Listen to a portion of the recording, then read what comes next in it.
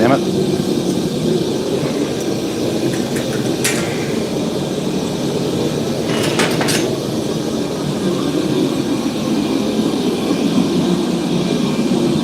Morning, Bryson. Morning, Matt. How are we?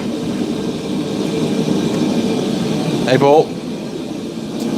So today we're turning this chunk of W360 into a press hammer eye punch.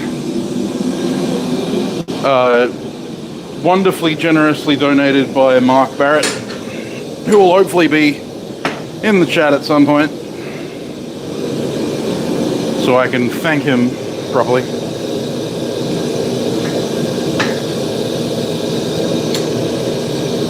I'm just going to tack on a handle so that we can actually fondle this billet into the forge easily.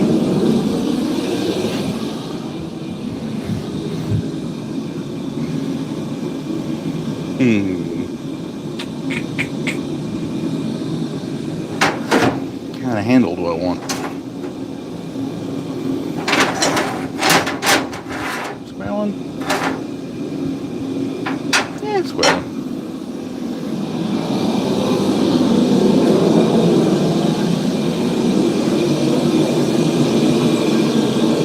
Hey Wiley, and hey Bobby, how you going?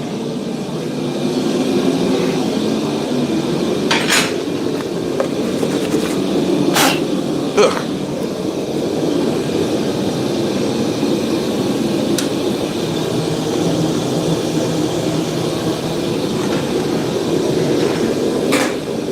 Good.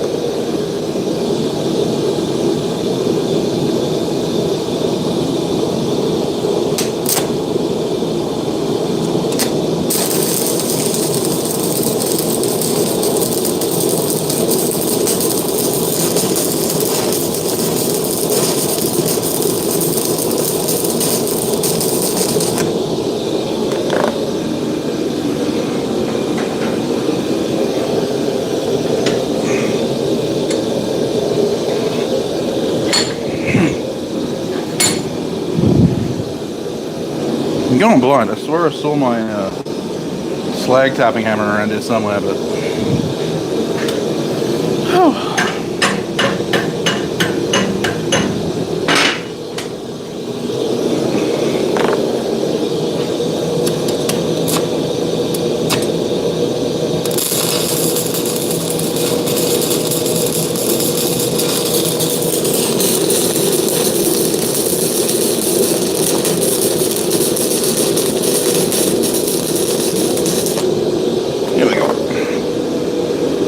just enough rod to do that. That's what she said.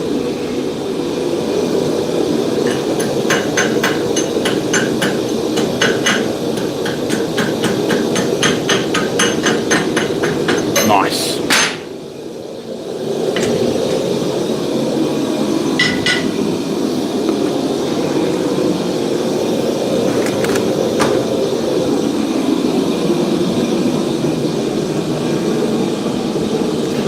I did clean up again. Well, actually, I didn't clean up again.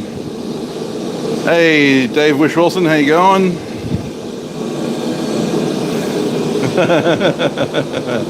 Gotta be fast on the money with me, Wiley.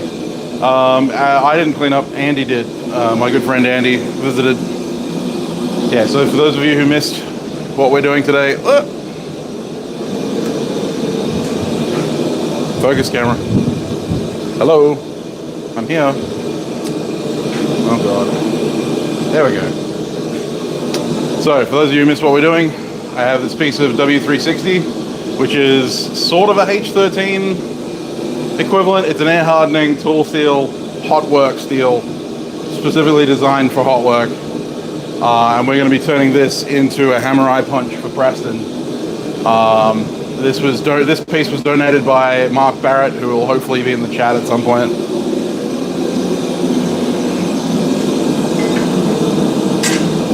So if you see him, make sure to thank him.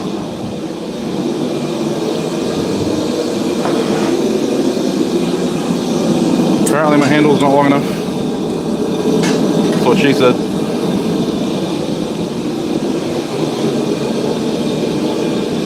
Camera says it's too early. Yeah, apparently. No, the cameras on my phone are absolutely F-U-C-K-E-D. I dropped my phone, and so the back screen, the back lens, the cover of the cameras is totally dead. Like it's shattered. And so the back cameras don't actually focus at the moment. So I can't use my phone for filming, except with the front-facing camera, because the front-facing camera wasn't impacted. So we'll see how it goes. But the cameras have been acting a bit weird since I dropped the phone. Since I should say not since I dropped my phone, since the friggin' tripod dropped the phone. So.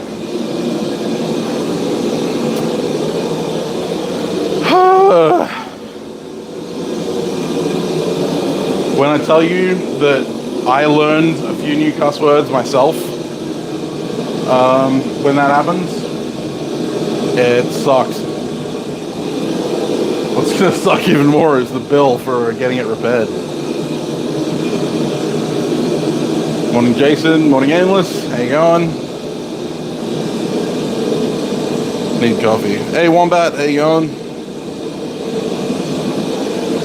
Yeah, so I'm interested to see how this stuff moves under the hammer. I have forged H13 before, and that was a painful experience.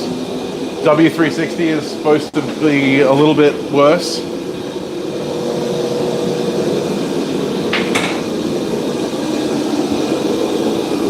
Gonna prepare myself for the day. Get into my forging key.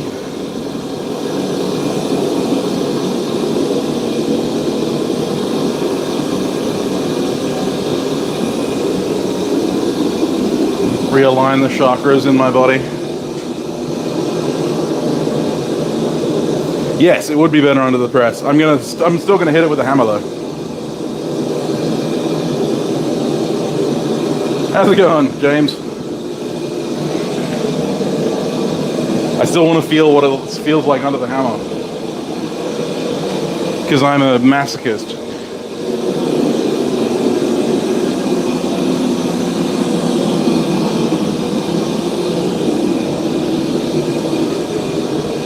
All good, mate. I'll be here.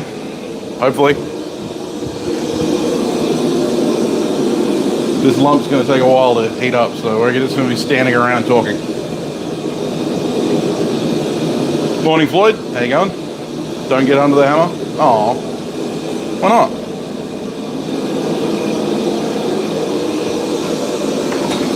I can reorient my hacksaw blade. Hey, Curtis. Thanks for tagging me in random weird shit on Facebook.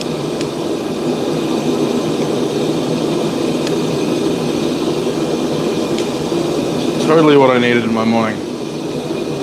Hey, Sister Monica, how you going?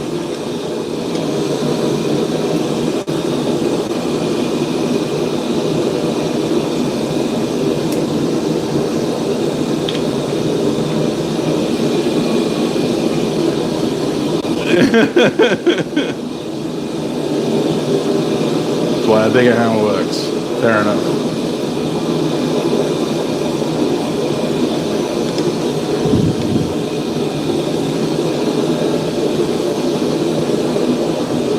Oh, turning my hacksaw into a pull saw apparently.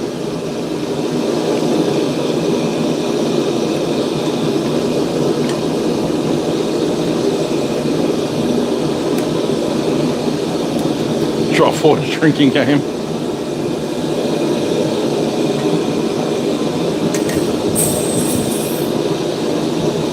Oh, today's gonna be a good one.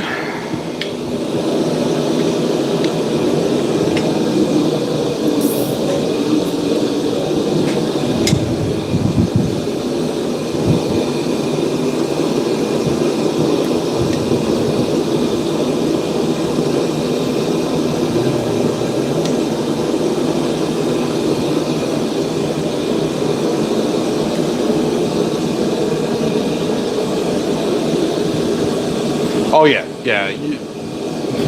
Totally, Floyd. If you wanted to. Yeah, who was it I was speaking to, or who was it that I was listening to that said that they don't have a hacksaw? There's a blacksmith that I was listening to. I can't remember who it was, but they said they don't have a hacksaw. I was like, what in the world possessed you to think that you can get away with having a workshop of any kind and not having a hacksaw?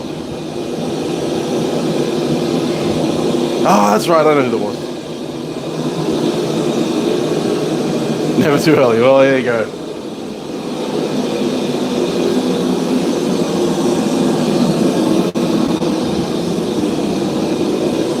Yeah, I know, it was weird. They were talking about cutting brass and copper and stuff like that and asking if it was okay to cut with an angle grinder, and we were kind of like, yeah, it's okay to cut with an angle grinder. You're better off just using a hacksaw because then you don't get like brass dust everywhere and stuff. But yeah, he's like, yeah, well, it's the only option I've got. And I'm like, what about a hacksaw? He's like, I don't have a hacksaw. And I was like, what the who doesn't have a hacksaw? Hey, Stefan, how you going? Need to make a good one. Yeah, making a good one's good idea. Making a hacksaw. I want to make a hacksaw, but I've got so many things that I need to make right now. Actually, a friend of mine's grandfather passed away, and when he did, he left behind this awesome old school hacksaw frame. It's all steel, and it's got this die pressed handle. It's not like a cast handle, it's die pressed and then welded, seam welded. It's actually really comfortable, like, you know, really nice grip. So yeah, this is my favorite hacksaw now. I used to have those cheap, crappy plastic handled ones. But yeah, that's amazing. I love that little thing. How you going, Jared? Yeah, and that's the thing, is at the end of the day, when you're cutting brass or copper or anything like that, you're better off using a hacksaw or a bandsaw if you've got one. Because, yeah, well, yeah, I did. I told him to get two, just so he had one in the house as well.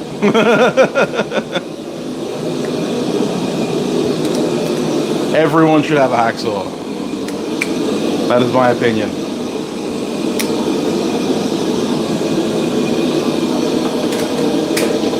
I do metal casting too. Ralph, hello.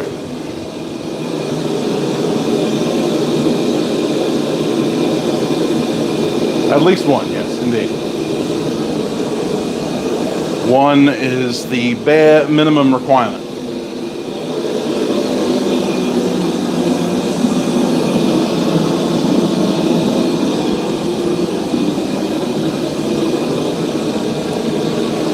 The problem with the H11 that you sent me is it's very thin. So for a press, you want a really wide base so that the piece doesn't tilt. Because the problem is that you guys are familiar with Preston by now, or at least most of you should be. And the problem with Preston is because he's converted log splitter, he has a little bit of play in the head, right? But that's just the die. But there's a tiny, it's like a millimeter of wobble back and forth, but there's about 2 to 3 millimeters of wobble sideways, and that's completely unavoidable. If you make these guides too tight, then you'll literally strip the sides of the rail. So the slop is always going to be there. So having a thin cross section. Yeah, you said it's 12 mil thick, but that's not thick enough. When I'm saying thick base for a press, you want a round surface. I've said it. Well, the thing is, then it would be too short. I want the press punch to be about 4 to 5 inches long because it's got to clear the strippers. It's got to clear the stripping dies and be able to punch all the way through. So it needs to be pretty tall. And the taller you get, the wider you need the base to be. Don't worry, I will use that H11 for something, but yeah. New forge cast tool time. Yeah. Press punches. Hammer iron punches.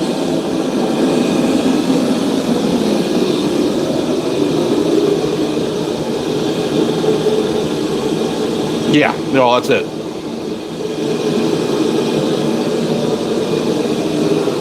Yeah, I mean, I don't want to make the punch like this shape. You know, I'm gonna forge it out quite a bit, and I probably don't need as much material as I have. But the big thing for me was making sure that there is at least, if not a direct V flare, then a tapered flare, so that the base doesn't wander, and the weld won't buckle. Because, you know, even if I upset that by an inch, I'd only gain about 6 mil of width, maybe 7, 8.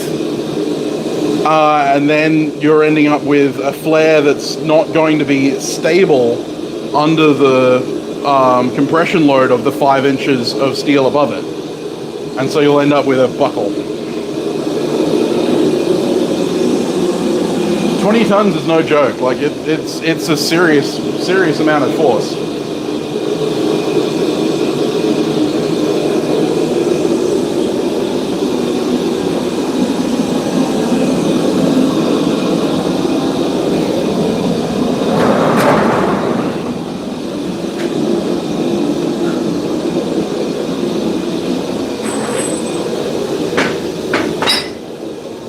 Like in terms of forge presses, 20 tons isn't exactly huge, but as a general rule, 20 tons is a lot of force to be putting on a small surface area.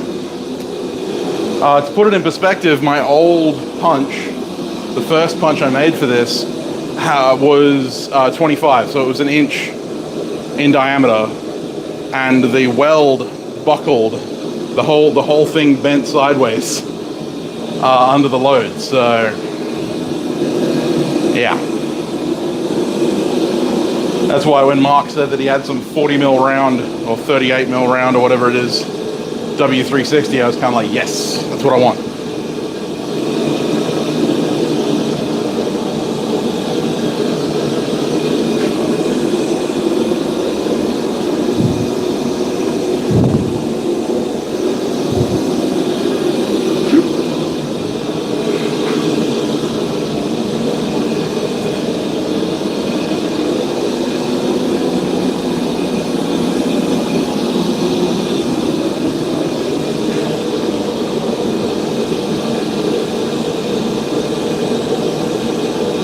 Jeez, that's huge.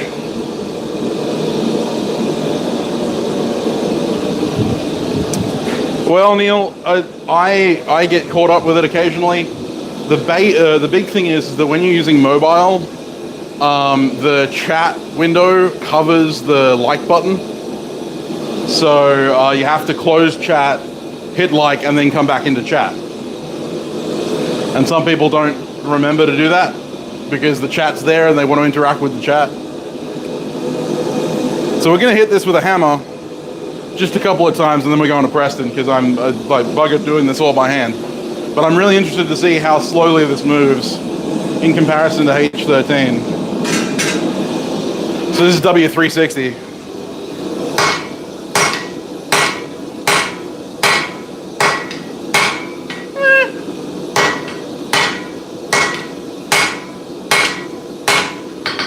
Not as bad as I thought.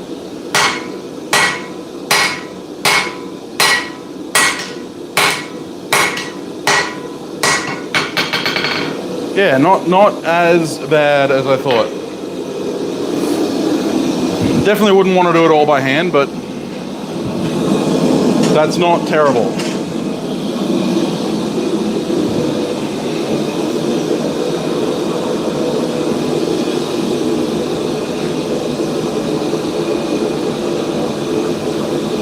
Hey Metal Man, how you going?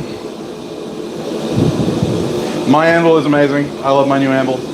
Review coming out soon. I just want to get a couple more hours on it before I give my full appraisal. But yes, I am enjoying it.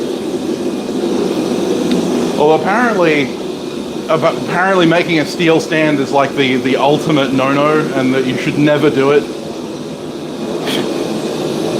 Because as we all know, like any kind of progress is bad.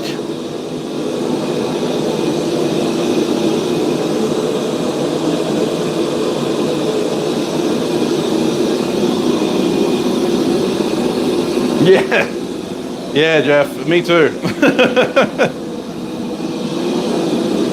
Having a bolted down anvil has made a huge difference to my forging. Like, I didn't understand how much the little anvil moved.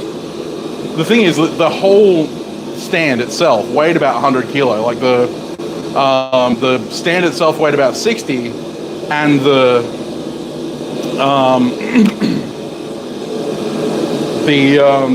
anvil weighed 40. So it was the whole thing was about 100 kilo.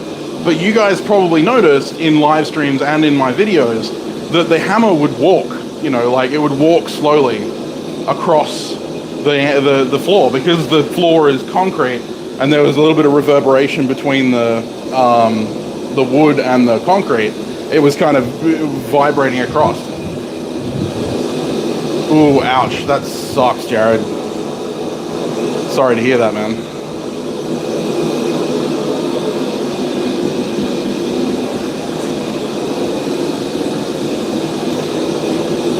Yeah, no, that really does suck.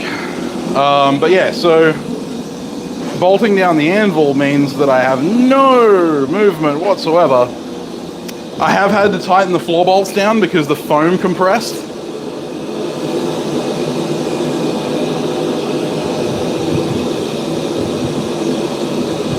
Fold up a square spiral on that flat horn. Square spiral.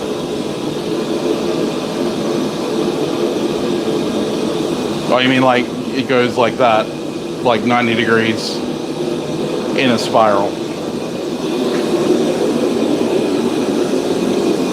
Yeah, that sounds like a cool idea. I should try that.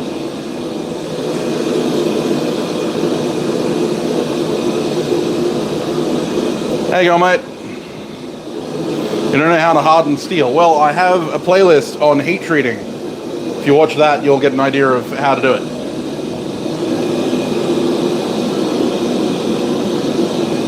Yeah, and this is the thing, is that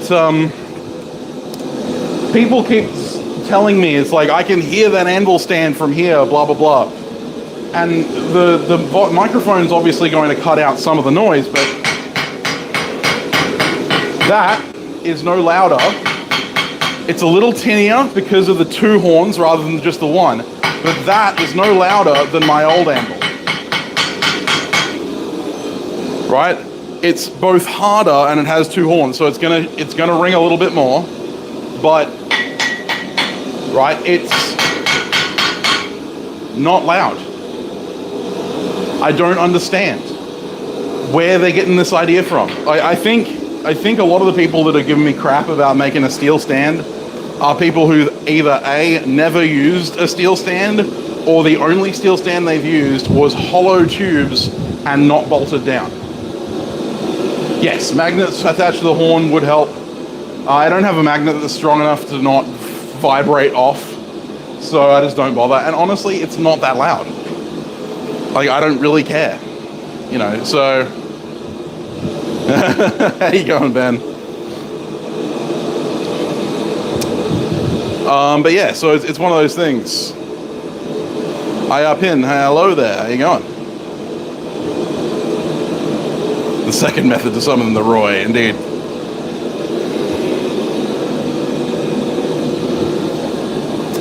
But yeah, so it's one of those things where I think their experiences are kind of coloring their judgment as far as, so either their lack of experience or their bad experience. It's like asking someone, you know, do you like meatloaf? Normally the people who say no, you know, they could be vegan or vegetarian or whatever, but majority of the people who've had meatloaf and don't like it is because the person who made it didn't make it well.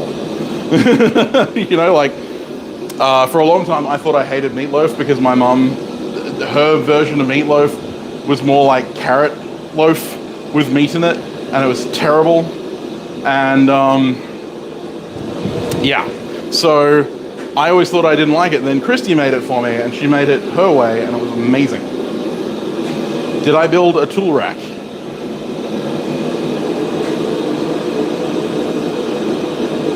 Don't let your meat loaf.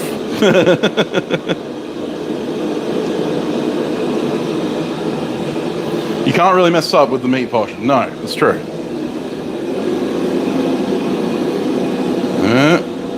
Are we running out of gas? Is that what I'm hearing? Nope. Pressure's staying steady. Or is it?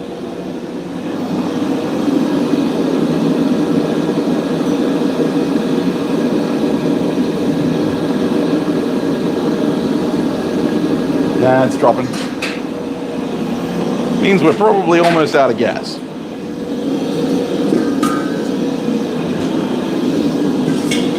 Oh yeah.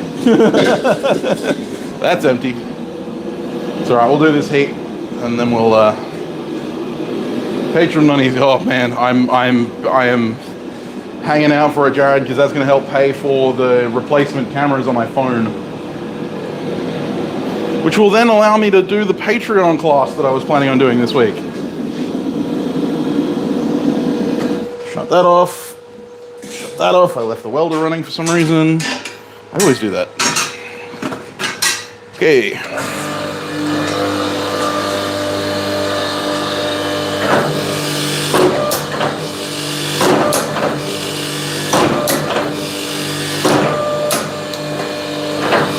So we're forming a square taper.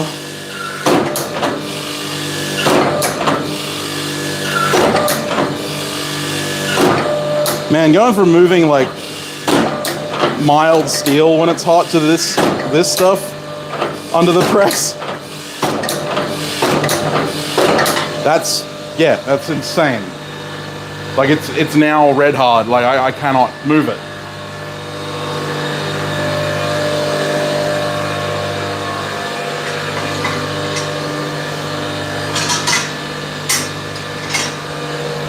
That's it. It won't move anymore. Not with 20 tons at least. Okay, I need a gas bottle. I'm gonna use this one out here.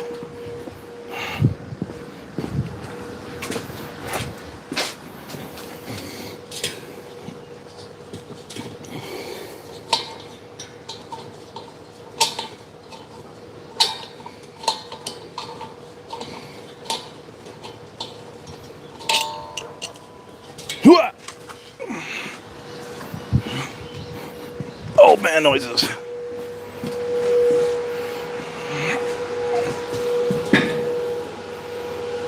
Closed.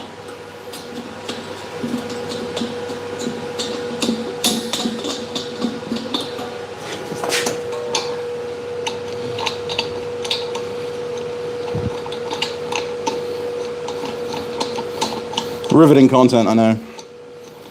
Sorry, guys. Crank it and open. Hey Josh, how you going, man? Thanks for coming in. Have a good dinner. Yes, we're making a hammer eye punch for the press. We're using your W360, Mark.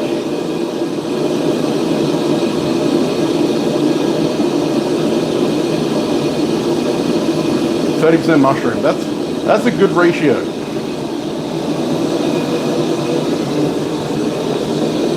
Why am I shutting up now? No, just come out of your mouth. Oh, they come out other places too.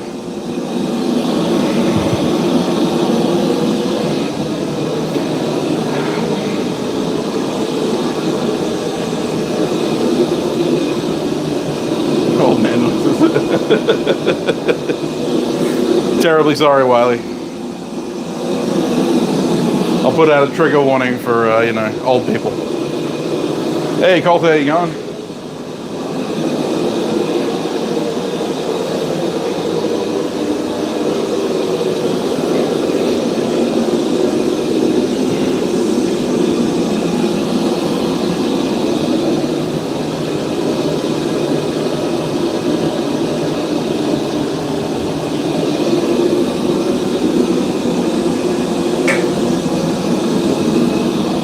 need to re-weld the seam on the side of Preston's dies again.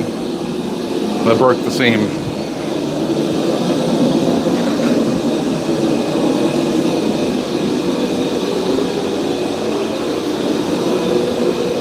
I wonder if my welding cable will reach there while I'm here.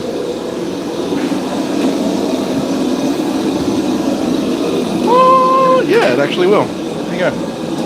Cool, I can do that while it's heating up. Ad hoc forge repairs.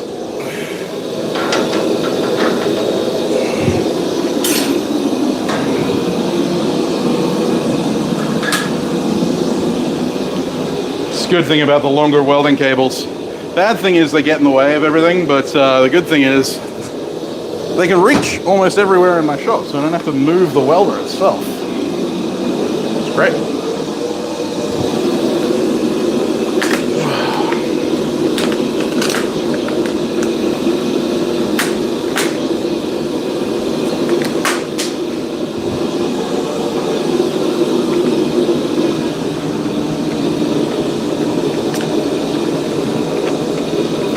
Pull the sting out, or whatever.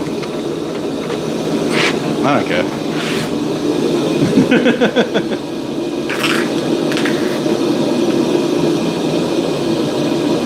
Living the dream. Living the dream, mate.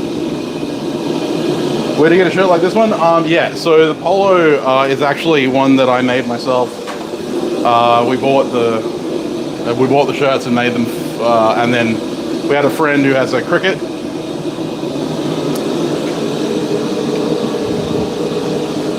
7018? Yes, I did.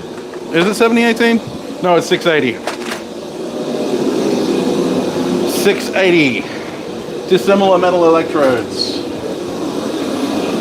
They're a little bit more tension. They're a little bit more high tensile than the 7018.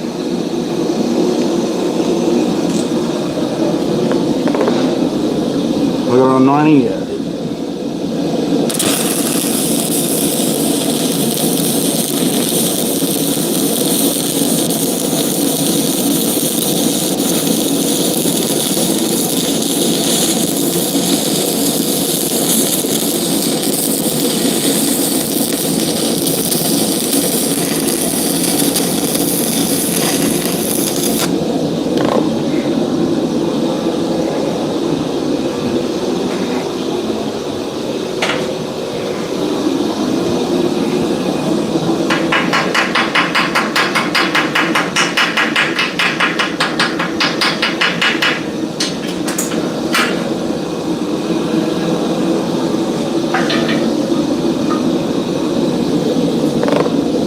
Going to do an overpass.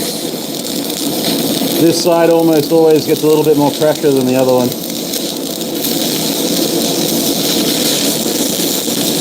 So I'm just doing a stitching pass to bulk the weld up a little bit. Ugly as sin, but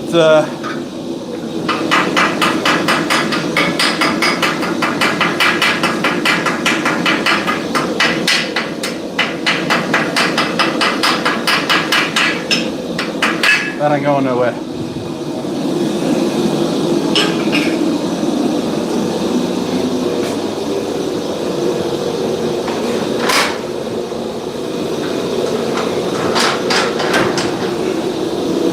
Turn the welder off while I'm faffing about with these before I get myself into mischief. Nothing like a good kick up the arse by 90 amps to remind you that electricity hurts.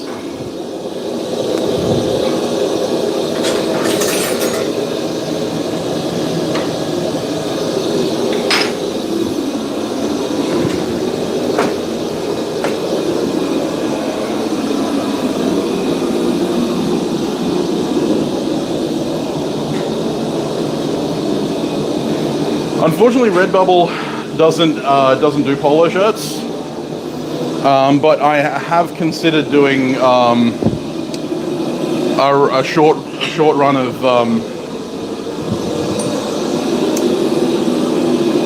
see you later, Josh. Yeah, I have done, thought about doing a short run of polos for my store, but the thing is that it's a lot of cost outlay, and I haven't actually been selling that many shirts, so...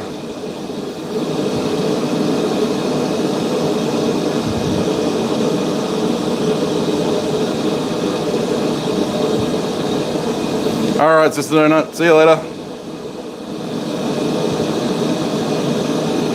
Diggy rod.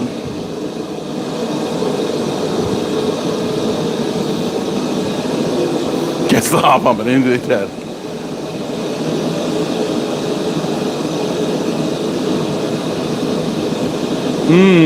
Yeah, I'd say that, hustle and heart pump, yeah. I'd say that that would be a way to go. I have 70-16, not 70-18, and I have 60-13 general purpose.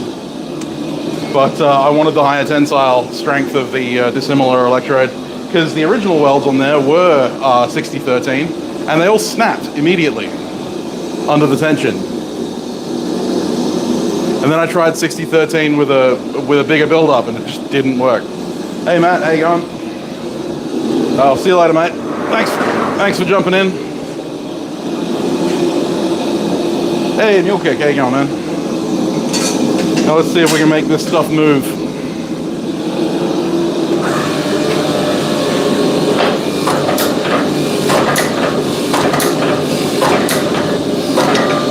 Little bites.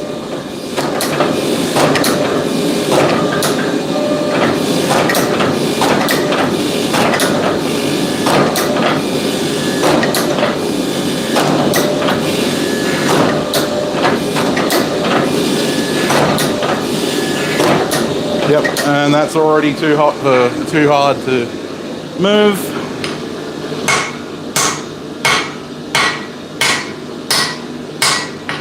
It's like hitting cold steel. That's crazy.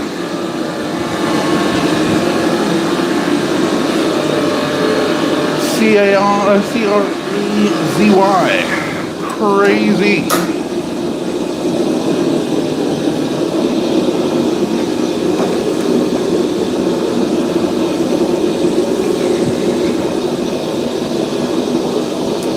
Yeah, I'd say that Jared's right. I'm not sure that it's the cable itself.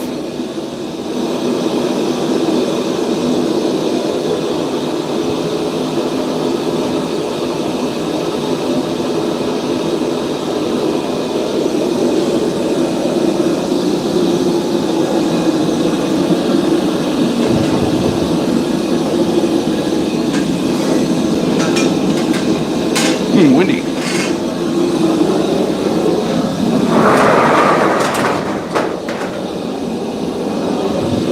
How won't they it? W360.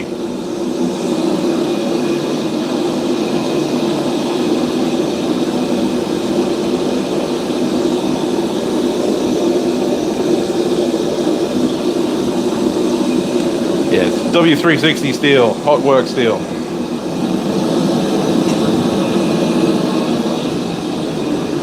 I have a feeling I'm going to be doing a lot of grinding on this.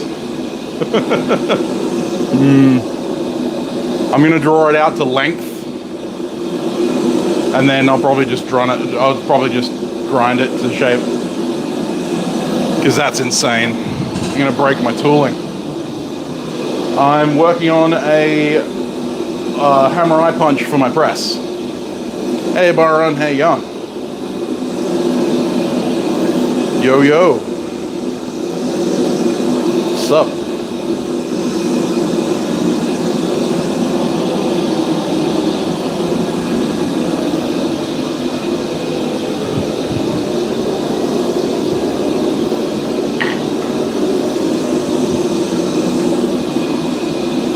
Right on. Tubular, man.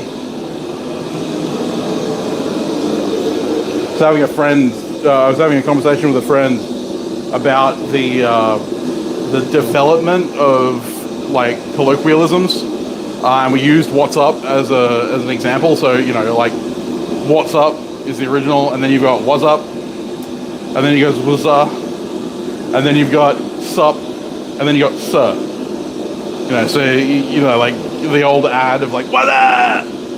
But then these days you've got Californian like surfer dudes going like "Sir, dude." Like it's literally just one syllable. Huzzah! Except it was never huzzah, it was Jose. Far out now, man. I don't know why I sounded Canadian there for a second. Out.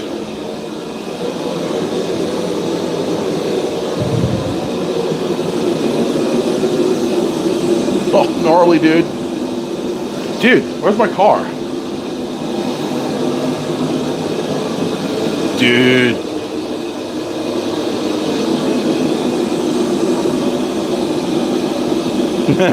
Jose. Except it was spelt with an AY at the end. You know, huzzah is an anachronism.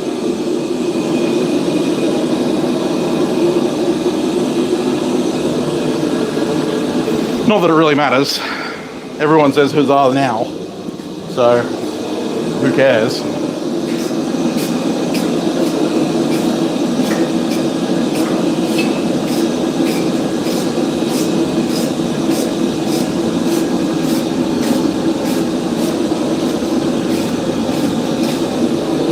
It was a big thing in the medieval community for a little while. The argument, because in the SCA, because they do they practice from like early ancient age all the way through to the 1603, which is the end of the reign of Elizabeth Tudor. Huzzah or Jose never existed back then. It wasn't a thing. That was a Victorian era thing. And so technically it's an anachronism in that context, but it's the Society for Creative Anachronism, no one cares. But then everyone was arguing that it should be Jose, not huzzah, because the original Victorian era bit was Jose. And then everyone was like, well, they didn't say either in the period that we're playing, so who gives a fuck? I sit on that side. I do watch British muzzleloaders. I love them. S600. No, I have not, and that sounds terrible. Boot in the boot with the moose in the hoose. See, that sounds more like, that sounds more Scottish. All right, Jacob, thank you very much, mate. Damascus, damn it. Yeah, well. Saw an interesting video the other day. Good God. Saw an interesting video the other day of a guy who was responding to commenters who were saying that what he was working on wasn't Damascus because they couldn't see the pattern, right? Like, he had been working on a blade, and the commenters were like, oh, that's not Damascus because I can't see the pattern. And I'm like, And so, yeah, he was explaining. That's what happened last time. I need new friggin'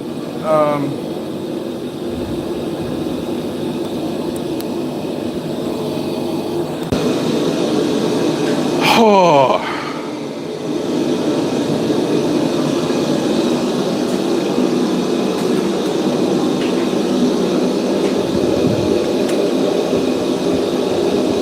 That's exactly.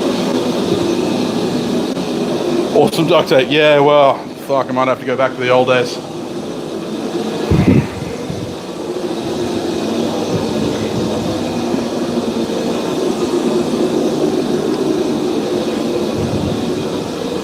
That's exactly what happened yesterday. It smashed my camera.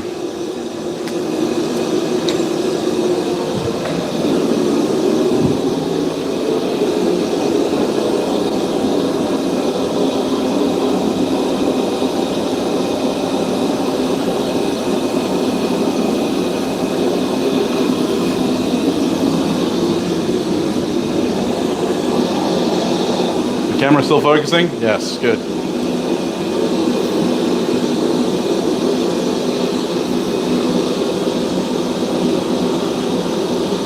Araldite, yeah.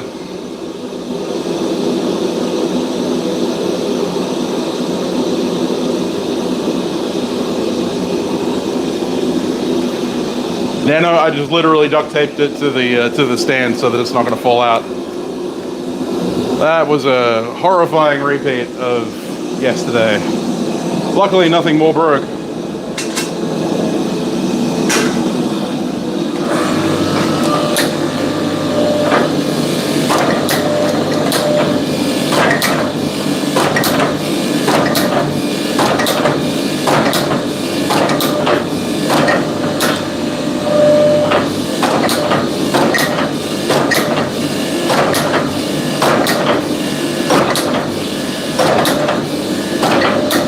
The thinner it gets, the easier it is to move. But easier is relative. That's as cold as you can let it get.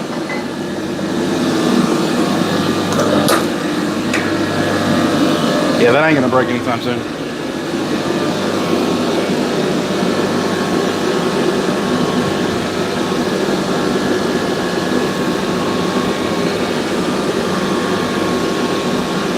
Forge and try and bottom.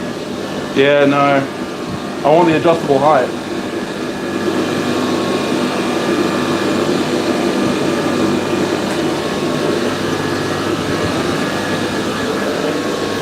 If anyone can still hear me that's got like the frozen, you may need to re-upload again.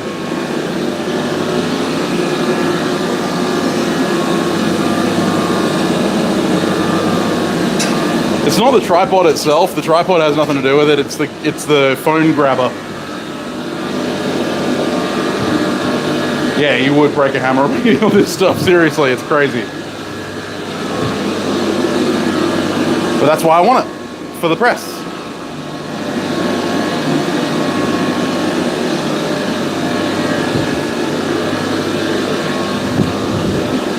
That's why you want hot work steel.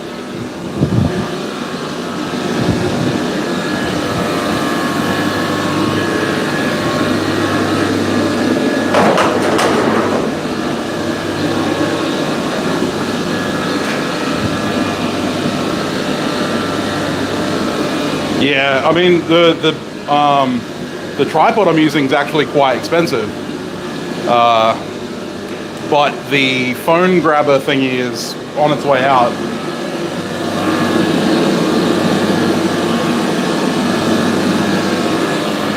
Need a new one. Chickens are doing all right. The hotter days, they don't like it. We made them a little paddling pool for them to hang out in so that they don't die of the heat. But otherwise, they're doing okay. I appreciate you asking. Forge Doggo spends most of her time indoors, so she's fine. Got 3.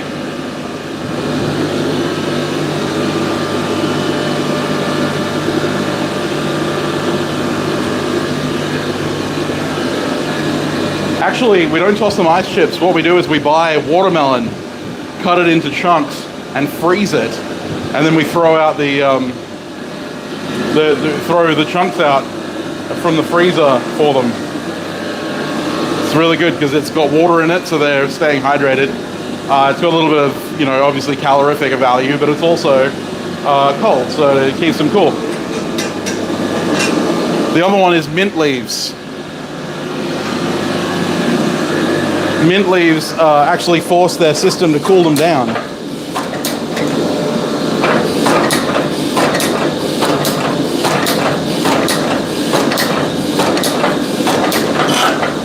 Learned that one from a veterinary friend of mine.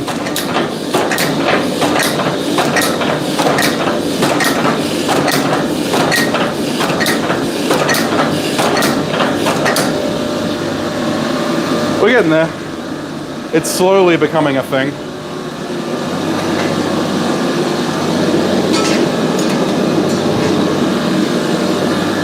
It's just gonna take a while.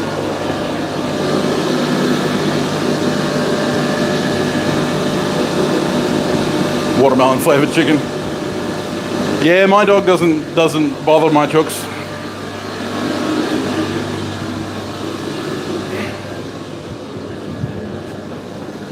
Where are your sisters? I don't want to take you in there.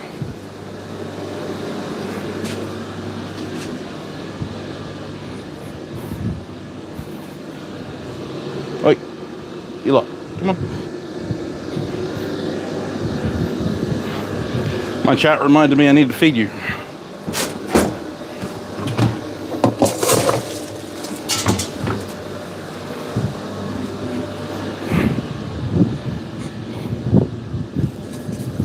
There you go. Sorry guys, just fulfilling the chook parent duties. Come here. Yeah. You're alright. Balance.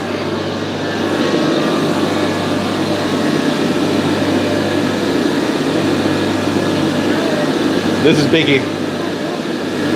She doesn't like being held, but she likes standing.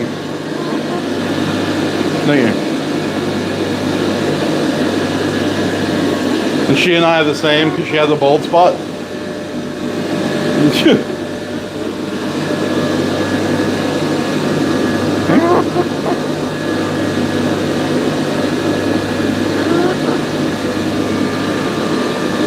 When we got her bottom beak was about twice the length of the top one. And we've slowly had to trim it back so that she's able to actually eat. So she was severely underweight.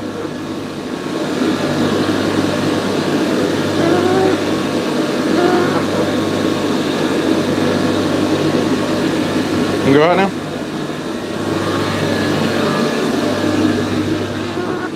Yeah, I know. But look, seed. There you go.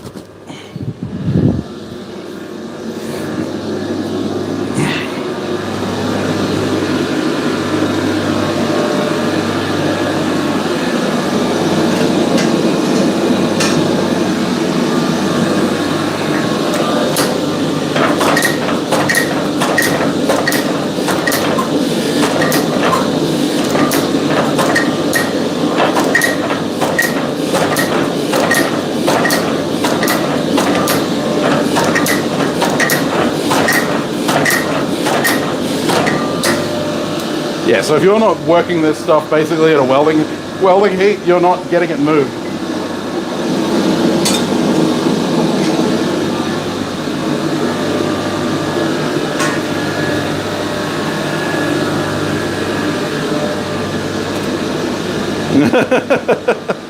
Not sure that's how that works, don't I?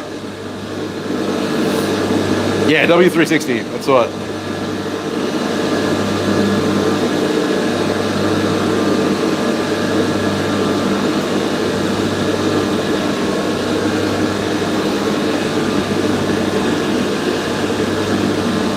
Hey Eric, how you going? Not too late. Honestly, it's mostly just been watching me struggle to forge this material. So yeah, that was the tamest of my chickens. Beaky. Named so for obvious reasons. I have two more, Hyacinth and Jan. Hyacinth really doesn't like to be touched. Like, she'll let me pick her up, but yeah, she doesn't like it. Jan, on the other hand, doesn't like to sit on my arm. She prefers to be cradled. She's a real baby.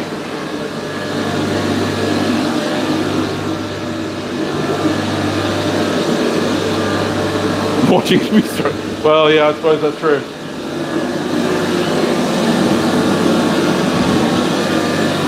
Quality content, guys, quality content. Drawing out hot work steel. And I mean, I'm not struggling that bad. I'm not forging this stuff by hand.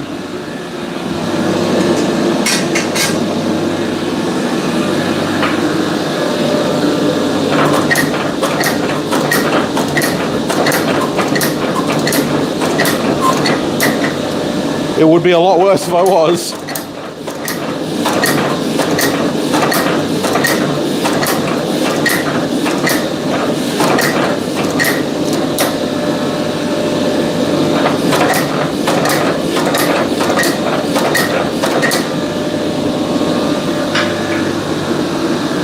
So we're definitely getting somewhere.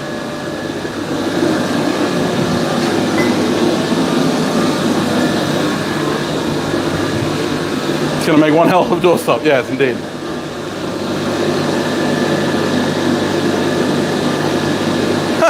That's awesome, James. Out fishing again. Well, that's fair enough. I appreciate you dropping in, interrupting your fishing.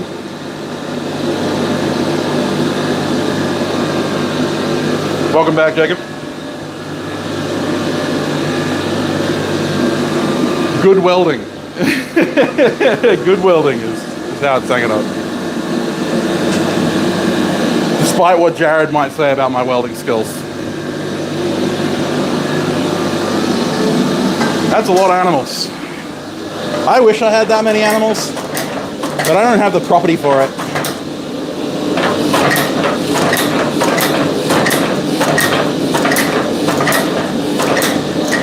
When we get our next batch of chooks, we will have a few more than we've got now.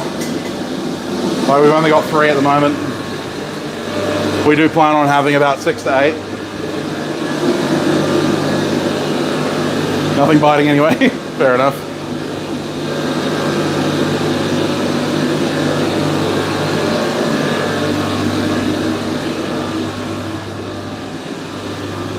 What are you doing under there?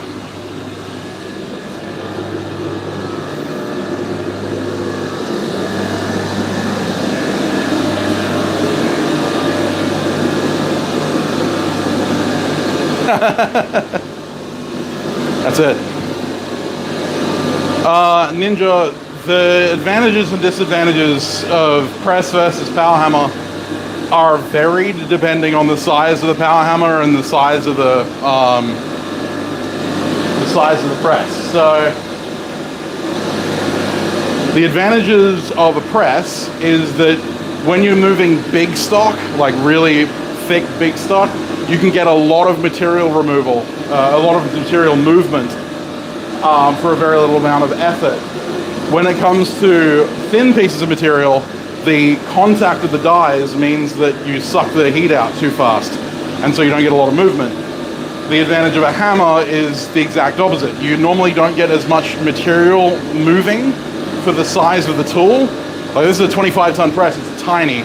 This is about the same size as a 25-pound Little Giant hammer, and a 25-pound Little Giant wouldn't do the work that this thing can. But the thing that the 25-pound Little Giant could do that this thing can't is draw out relatively thin stock relatively quickly. So it really does depend on what your goal is. Ideally, you'd want both.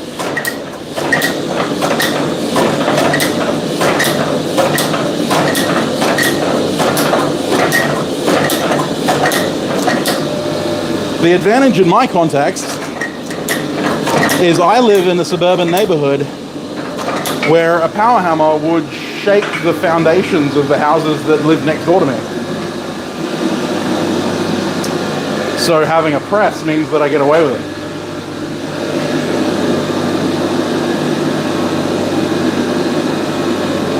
How you going, Paul? Setting up an apiary. I'm jealous.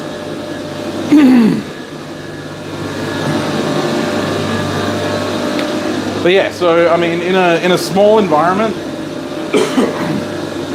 where noise may be an issue, or in an environment where you might not have the concrete ability, like you need really thick concrete to withstand a power hammer, most power hammers.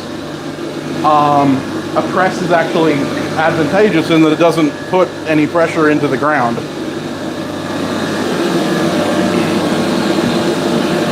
And it has almost no vibration, so you're not going to vibrate the concrete apart. And it's also a lot quieter. Power hammers are fucking loud, like they're really loud. Videos on YouTube will not do a power hammer justice.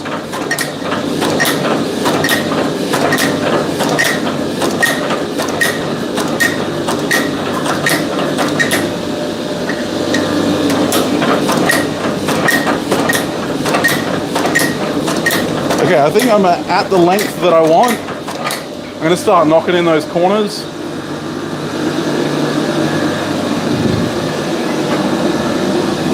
I'm probably gonna end up shorting it a little bit. Frozen wasteland, fair enough. It's a nice, cool, breezy day today. I'm happy with it. I mean, I'm still sweating up a storm, but that's not unusual for me.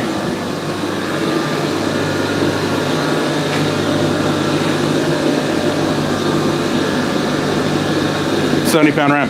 Yeah, so I've got a friend who's got one. He built it off Clay Spencer's design, and he loves it. And I've seen him use it, and it looks like it works a dream. I would probably have one if it wasn't for, again, the issues with being in suburbia. So yeah, I say if you've got the opportunity, go for it.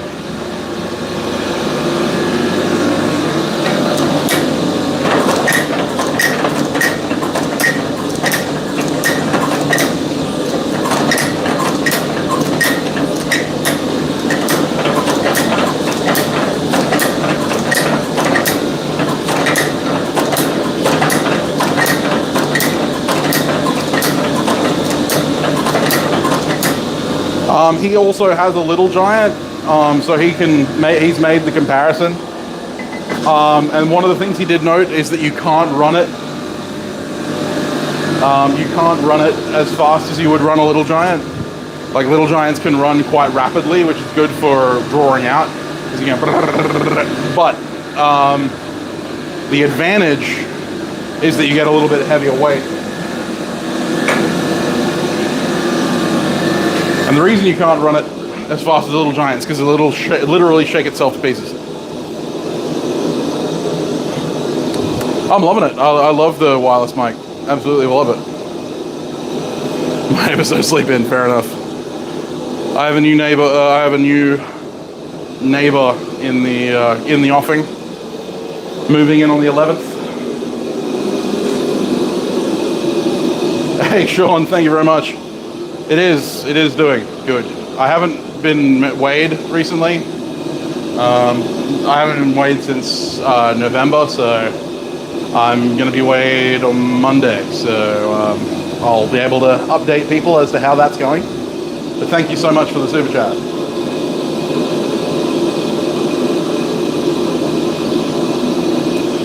I have thought about getting a wired lav for this, so you can actually use this as the transponder that goes down on your hip, and just have a wire mic coming up. But I haven't really seen the need. I only use it for my my live streams at the moment. I should use it for my videos. I keep forgetting, and I don't know how to hook it up to my DSLR yet, so that's a thing I'm gonna have to work out. All right, hand forging time! Yay!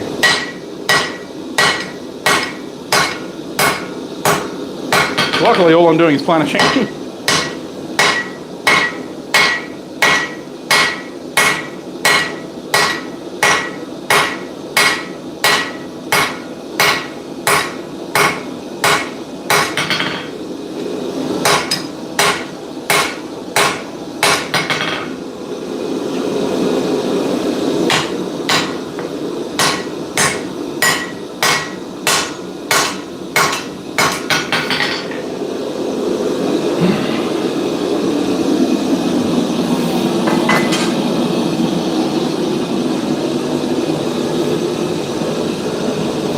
Hey Chaz, how you going?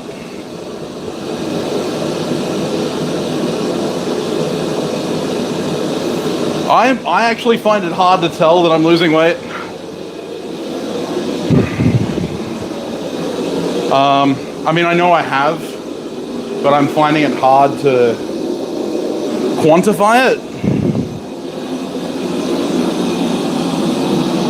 It's hard when you're as heavy as I am because, you know, 20 kilos of lost weight, I'm still not thin. You know, there's still quite a bit of paunch going on here.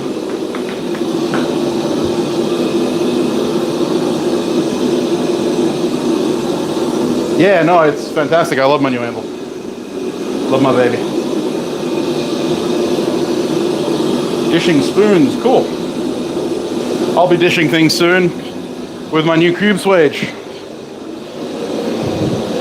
Full review coming.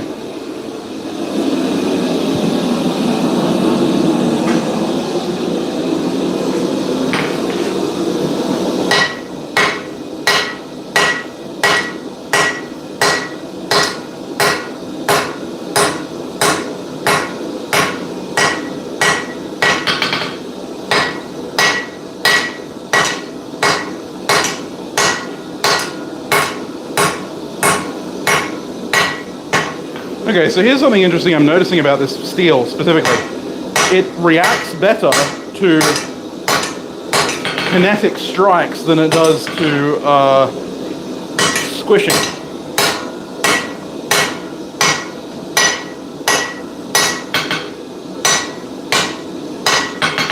It's very interesting.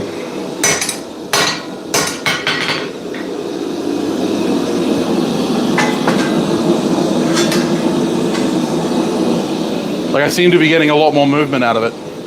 No, W360.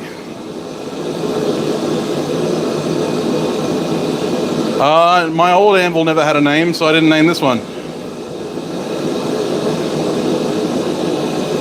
Swage at the bottom of the octagon. Well, it also works.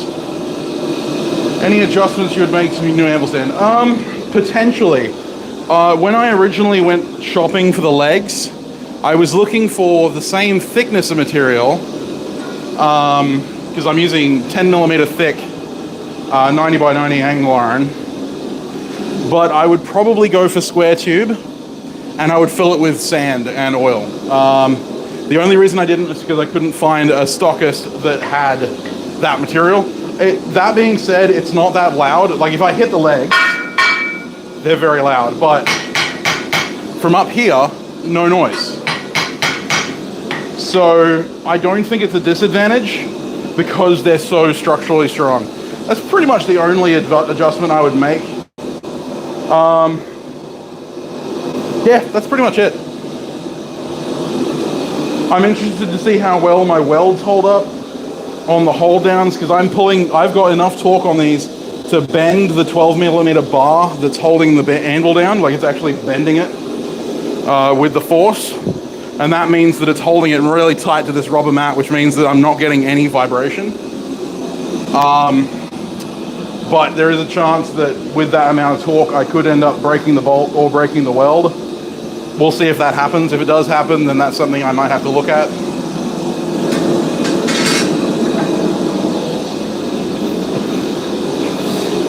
There are a couple of things in the process that I probably would have changed.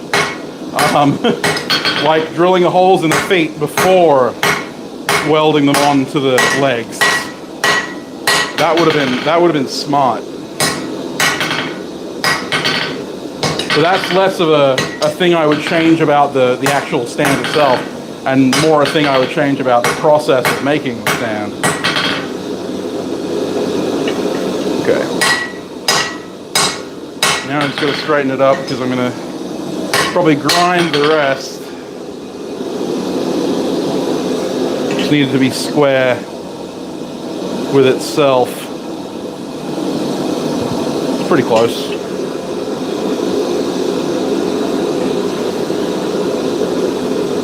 Yeah.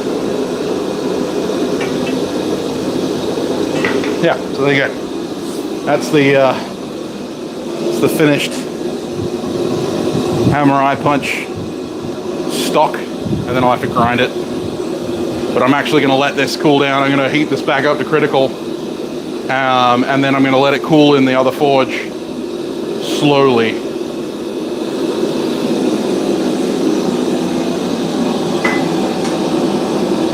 It's still going to harden. Like, there's nothing I can do to stop it hardening. I don't actually have a tub of vermiculite at the moment, so Stacy.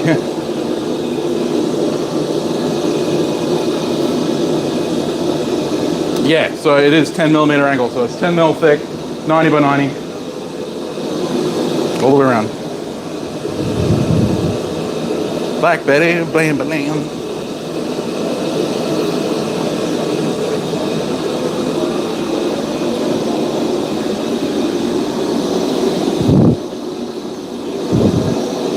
Yeah, I built this to withstand me forging on it, and you know how hard I swing a hammer.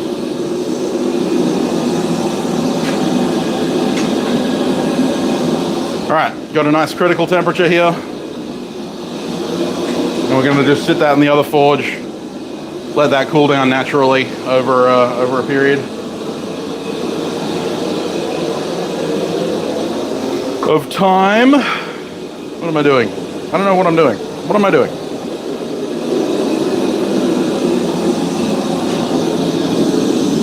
Just shutting the forge off for quiet for a little bit. Not necessarily jumping off though. Depending. Maybe people want to see me forge something. Any ideas? Oh yeah. And this is the thing, like, don't get me started. I have received so much crap from people about making a steel anvil stand. I am shocked. You know, I've never been one to be confrontational or contentious when it comes to to the blacksmithing world. I try and be as, you know, welcoming and you know, as as non-confrontational as I can be, because I don't believe that us getting into gatekeeping arguments about what is and isn't blacksmithing, or what is and isn't a good technique unless it's dangerous, is useful in the context of creating a community. So I've really avoided a lot of the stuff that Alex tends to get himself embroiled into.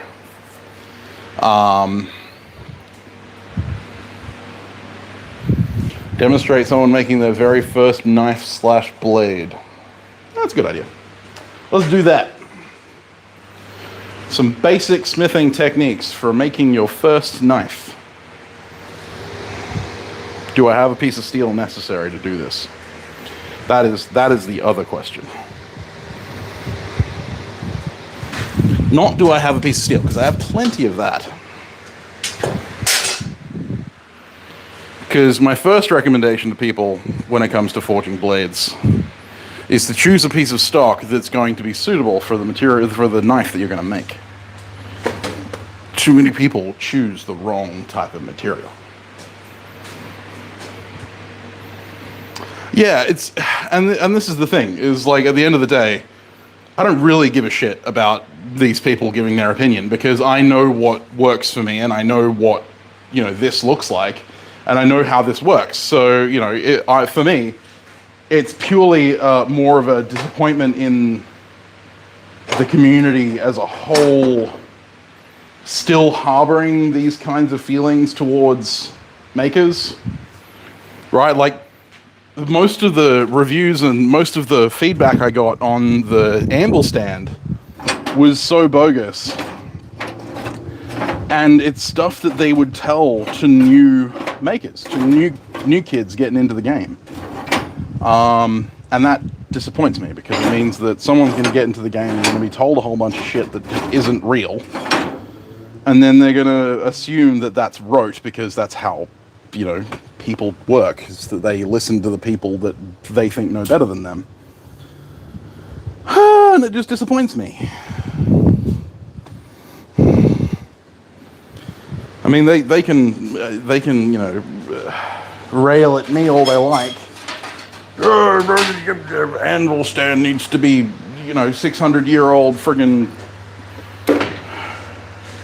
oak from some form of region of Switzerland in order to be, you know, a legitimate form of anvil stand. And your anvil needs to be forged, welded, wrought iron with a tool steel face, and all that kind of stuff.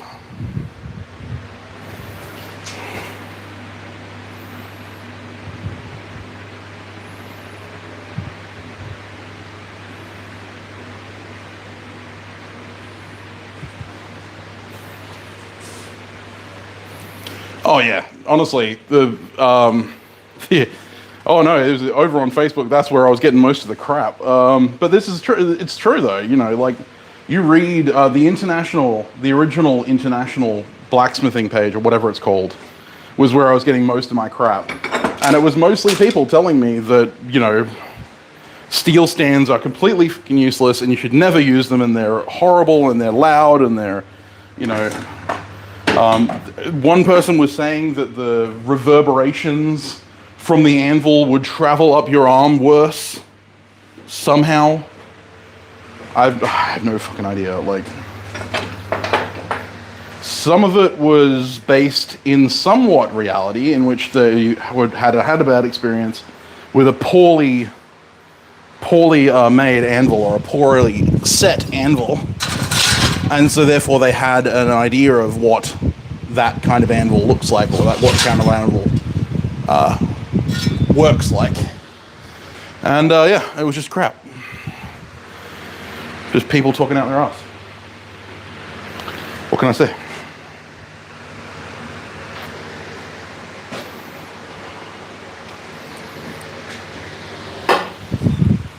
That being said, it's not a hill I'm going to die on. It's not, you know, if they want to have that opinion, they can have that opinion. I don't care.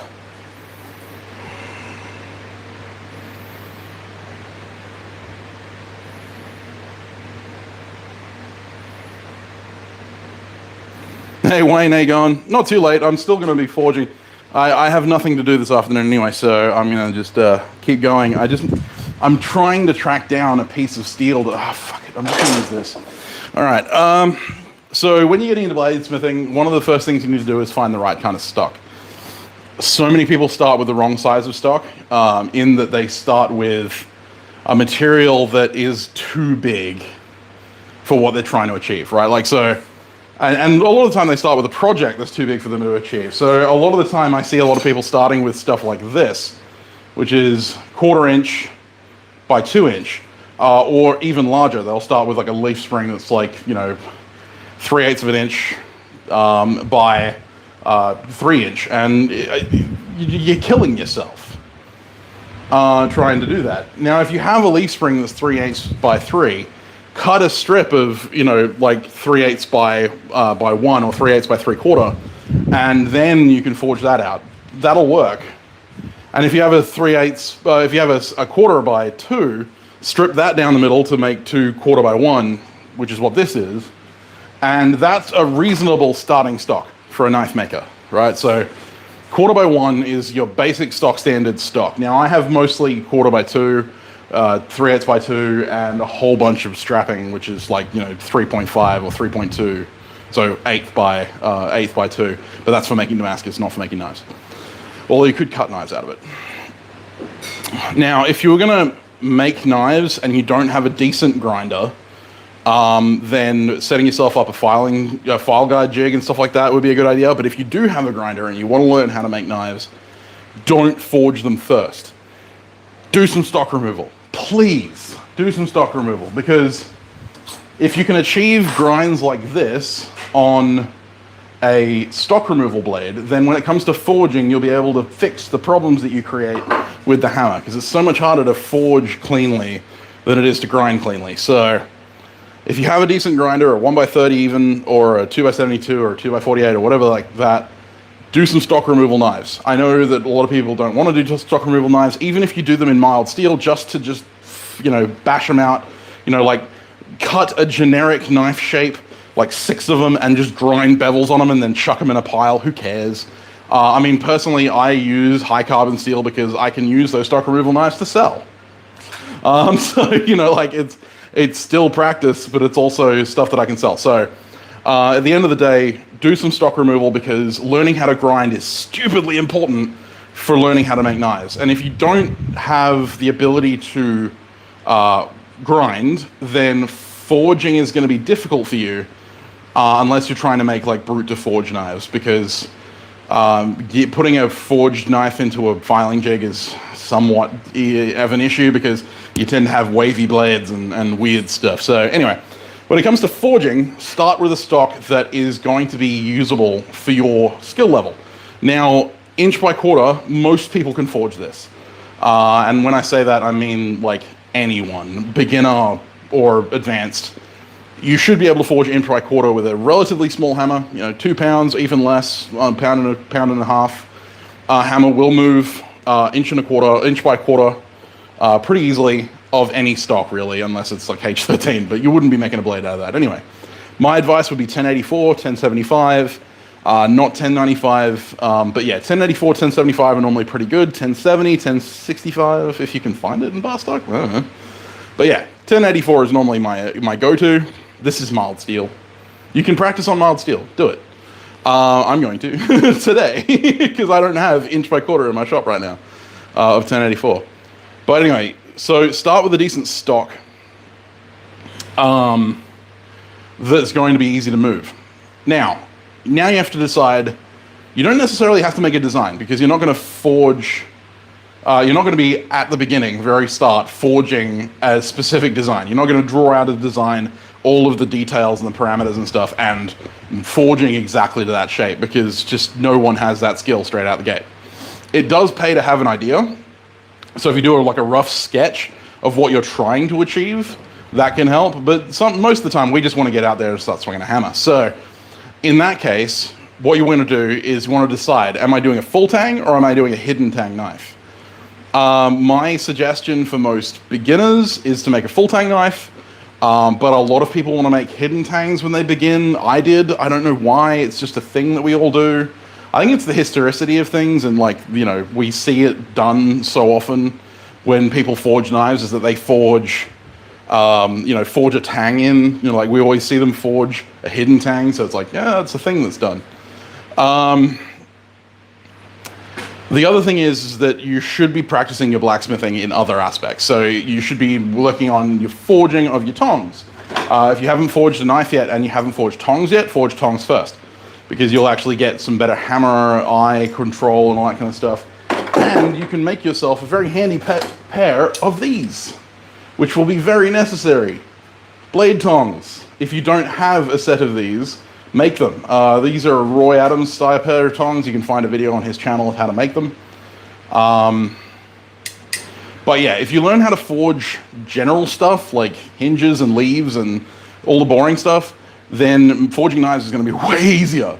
So yeah, forge yourself a pair of bladesmithing tongs. Get to that stage before you decide to try and make a knife, because these will make life a lot easier when it comes to forging a knife. That's where a lot of people go wrong, is that they try and forge a knife without having decent tongs, and they do it with like channel lock grips or like vice grips, and it just never goes well because you're not holding onto the stock properly. Now, we have our inch by quarter inch bar stock, 1084. This is mild steel, but whatever. And we want to start forging it. Now, do we want to cut an angled tip on this? Yes. I mean, if you're a beginner and you've never forged a flat taper before, then forge it. Like, cut a tip on it. I don't care. That's fine. Use an angle grinder, or if you've got a belt grinder or something like that, grind a tip on it. That'll make it easier. But if you don't, you're weird. I enjoy making groovy holies. Yeah, sometimes I do too. But if you want to learn how to forge properly, you should be learning how to forge a square taper, which is what we're going to do. Is there enough latent heat in this to ignite my LPG? Yep. I'm going to start on this end. So I'm going to treat this kind of like a lesson in how to bladesmith 101. So we've got inch by quarter inch stock, 1084, and it's square. We haven't cut a tip on it. If you're just getting started, cutting a tip on it will make it a lot easier for you. But I think that it's good to practice the basics, and square taper is, one of the very basics. It's not stupid hot today, but it is pretty warm.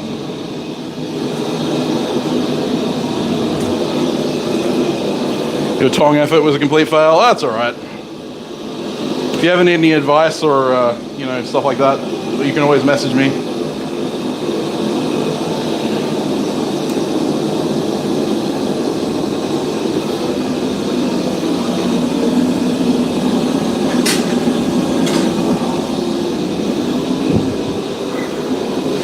Second piece of advice for knife making: find yourself a hammer that works for you. A lot of people tend to go for the heaviest hammer they can handle. I don't necessarily agree that that's a good idea. I prefer accuracy over power. So if all you can swing is a 16-ounce ball peen like this, then this will work. Yes, that was a Hansgrohe straight peen hammer. Charming Hollow Forge hammer. But yeah, if you can forge with, if you can only swing a 16 ounce ball peen hammer like this for a while, then this will do the job. And that's one of the wonderful things about inch by quarter inch. And the new anvil is doing fantastically well. It has a stupid amount of rebound. And like, it's not dented at all. Like this is, hopefully you can see in the reflection, it's just surface scuffing, like the, you know, forge scale has kind of made it more matte, but yeah, there's no dents in this whatsoever. And that's not to say I haven't tried.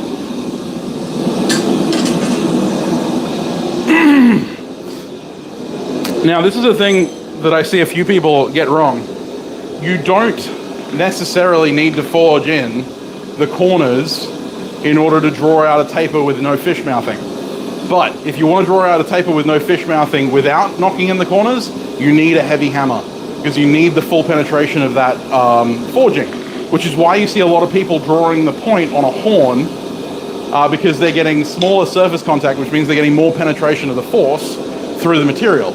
If you're using a little baby hammer like this, which is what I'm going to use to forge the tip, then we need to know the limits of the tool we're using and the limits of our arm.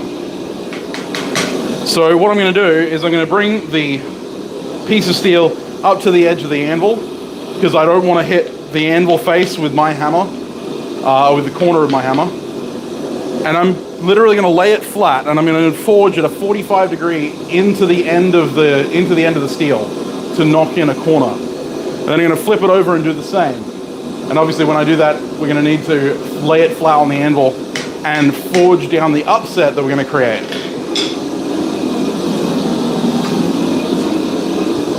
So I'm going to bring it over the edge of the anvil here and I'm going to tap in like this. And that's going to create all kinds of bendy wonky shit that I need to knock out. And then I can do it again.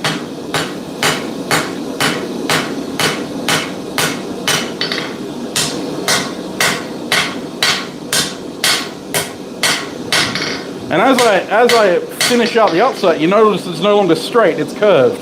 That's good. That's a good thing. We need that. But yeah, we can do that a couple of times.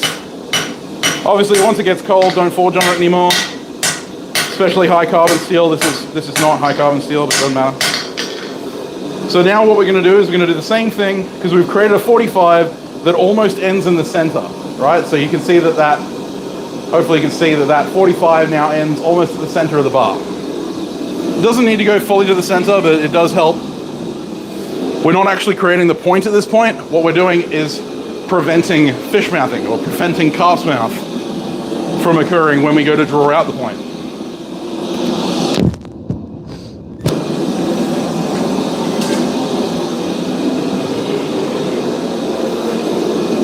Should totally get someone to clip this whole segment and like I'll turn it into a video on Bladesmithing 101.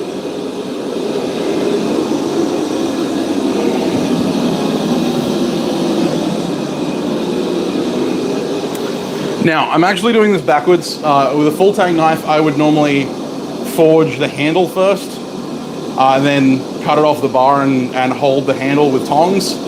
I'm literally just talking about the blade today. Handle shaping will be something else for another day. This is just blade. I'm treating this like you'll forge the blade and then measure from the tip or measure from the heel of the blade a length and then just cut it off and grind the handle shape out of the parent stock. Which is something you can do. So again, laying it flat on the anvil and I'm forging in at a 45 degree angle. Back towards myself, I have the stock tucked into my hip. Dress that upset.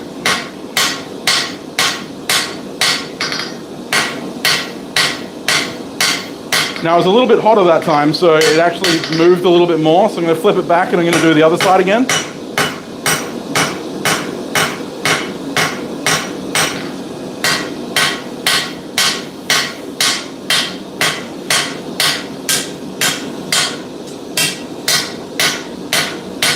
And there you go. So now we have a rounded end on our piece, which means that when we go to forge the point, it's not going to fish mouth on us.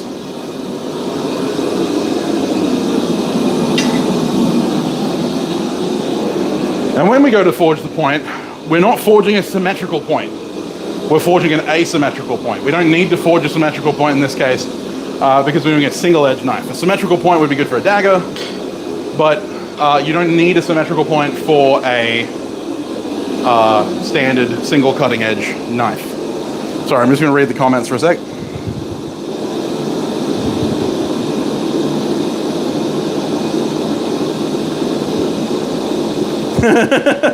Yeah, Aaron, absolutely.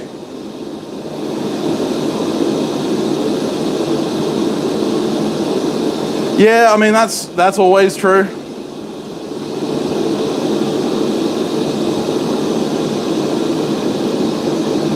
You have Pritchell Hall envy.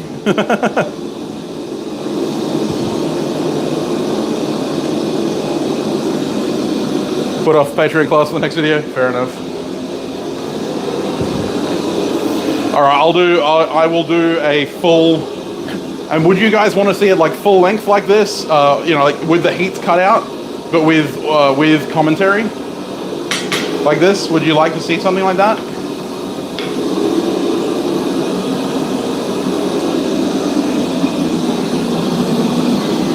Okay, so now we've got our rounded point. What we're going to do is I'm just going to knock that down at similar to that 45-degree angle, keeping near the edge of the anvil so that if I miss, I'm only going to hit the edge with my hammer. And then, you know, dressing that upset again, because we want that thickness to be about the same. Doesn't need to be exactly the same, but we want it to be pretty close. But you'll notice that I've already started making that nice taper, that nice single-sided taper, and we haven't got any calf's mouth on the end. And so what we're going to do is just keep moving that down all the way to the end, working off the end of the anvil. And at this point we can use a bit of a brushing stroke, right, with the hammer moving sideways like this, because what we don't want to do is come down on the edge of our anvil, especially on a softer anvil or an anvil more prone to chipping. But even then, a decent hard anvil like this anvil will damage this hammer pretty badly if I hit the corner, which I have done with another hammer. So we want to be careful just doing that. But if we do it up here, then our heel of our hammer is going to contact the face of the anvil, and on a softer anvil, that's going to bugger the hell out of your anvil. But yeah, for an example of what the edge of this anvil can do to a hammer, when I was making that hot cut the other day, or last week, not sure if you can see on that corner, but put a pretty decent dent.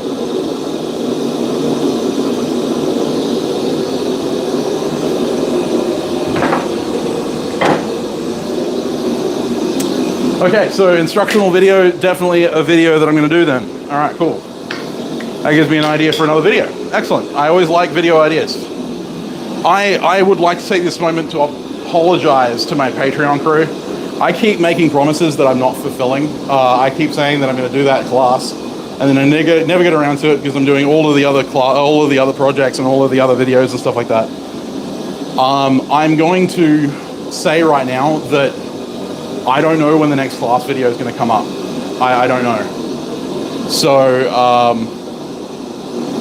I would say that yeah, it's going to come out when it will come out. I will continue the class, but I don't know when that's going to happen.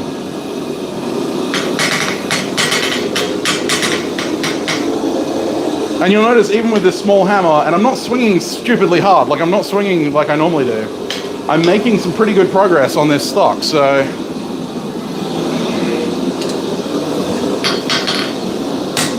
again, just moving that taper down towards the point.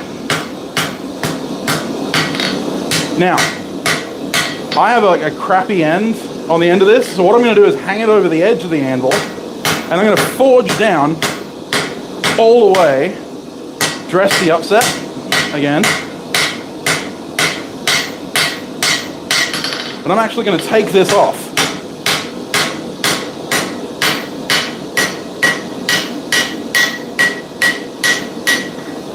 So you see that? I've completely clipped that off. And what that's done is leave me with a perfectly sharp point. Right? It's now a perfectly sharp taper that cannot get sharper than that.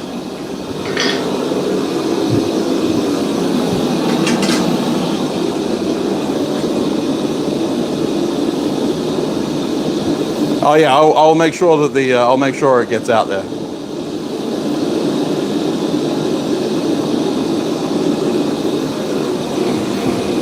You guys can argue amongst yourselves as to who came up with the idea first.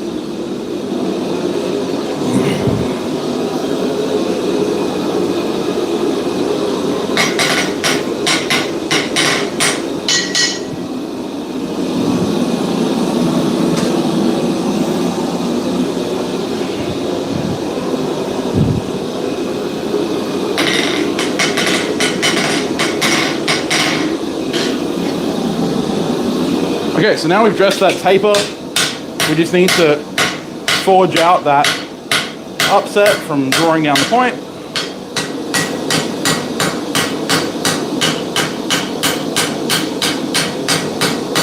Nice light taps.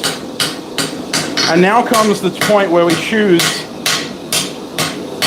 the shape of our knife, because this is basically the last chance you have to choose the shape of the point. The longer the taper, the slimmer the point will be. The straighter the taper, if you have a straight taper, what's going to end up happening is you're going to end up with a clip point, like a swooped clip point. With a round taper, you'll end up with a straight. With a gentle round, you'll end up with a straight. And with a very heavy curve round, you'll end up with a spear point. So it depends on what you want. So this is going to be sort of a spear point blade. Sort of your standard drop point hunter. I'll probably make it in about the 3.5 to 4 inch range, which is a pretty standard size for a hunter, and that's for the good thing.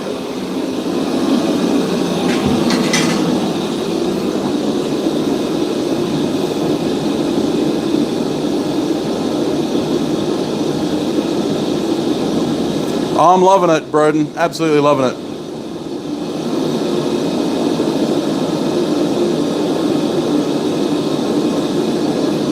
It's the knights who say, Eki Eki Kazang no.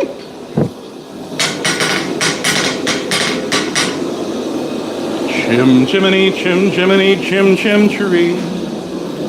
As sweep as lucky can be. Nowhere is there a more happier crow than them what sings chim chim chiree, chim chiroo.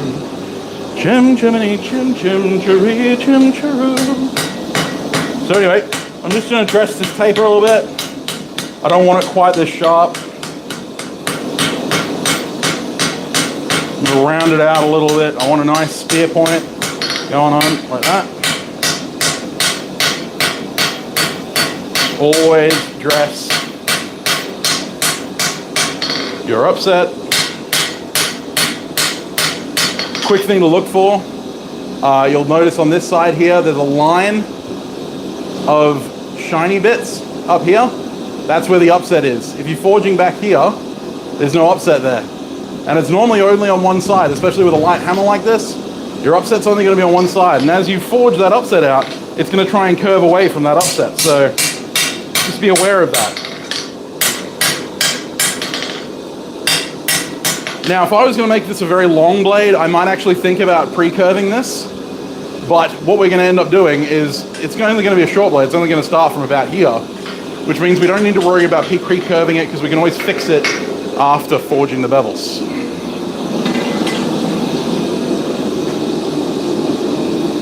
What is the capital of Assyria?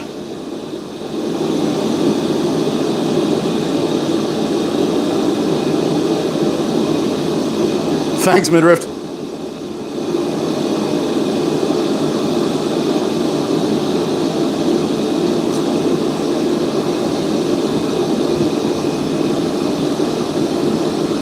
They call me Tim. Hi, Monica.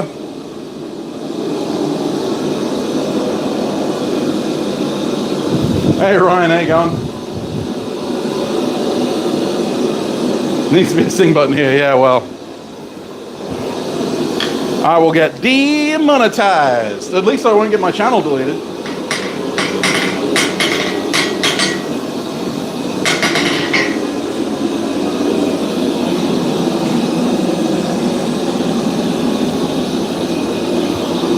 Okay, I'm just going to shift the perspective just a little bit because you guys are going to need to see some tricky hammer work here. There we go. That'll give you a little bit of a better perspective on what I'm about to do. Now, normally I would do this near a chisel step or a step off that is 90 degrees to this plane, so 90 degrees to here being like this, but I don't have one on this, and I'm actually thinking about making an anvil block specifically for doing bevels. But what we're going to do is select the length of our blade. Now I want about 3.5 inches. We're going to angle it up just a little bit, and we're going to angle our hammer a little bit, and we're going to aim with the heel of our hammer to match the side of the anvil. So we're going to pinch that together.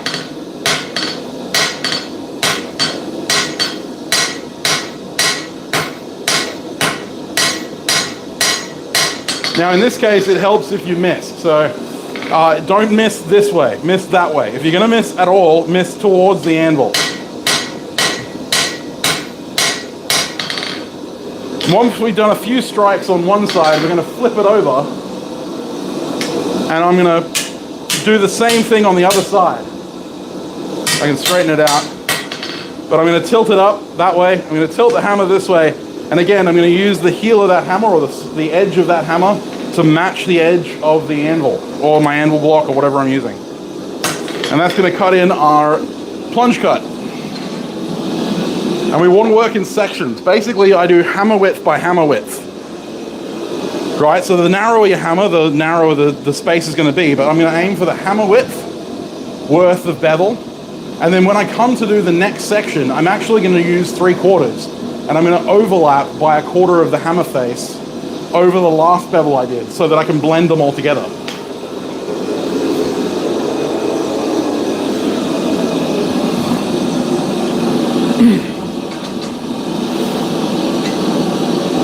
A lot of people make the fundamental mistake of trying to forge all of the bevel in one heat. And then they come back and they refine the bevel and refine the bevel and refine the bevel. They're actually fighting themselves at that point. It's actually better to do it section by section. So I forged all on this side, this heat, and to flip it over, same thing, find my spot, and I'm just gonna tap, tap, tap.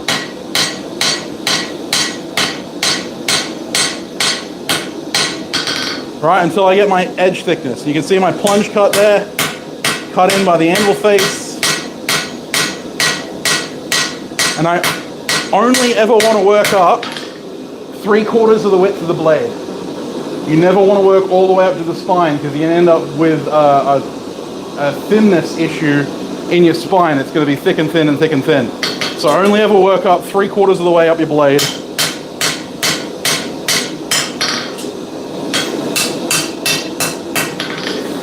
And for this knife, because I'm not going to go, like, this is mild steel, so I'm not going to make a knife out of it.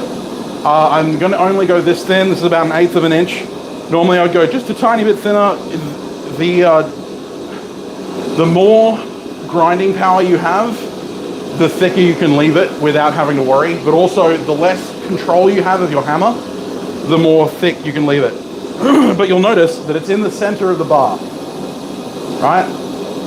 Because I forged on both sides, it's in the center of the bar. And if we look down the bar, it is a little wonky. You can straighten that up. But it's not twisted. Not sure how visible that's going to be, but it's not twisting.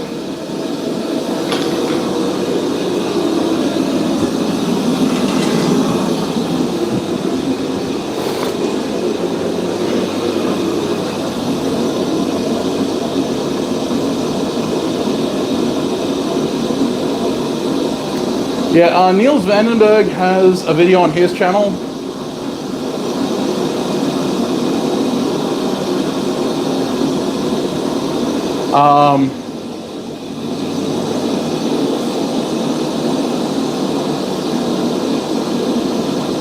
Yeah, Niels Vandenberg has a decent video on his channel of forging a whole hunting knife from start to finish, so I'm definitely not the first person to do this.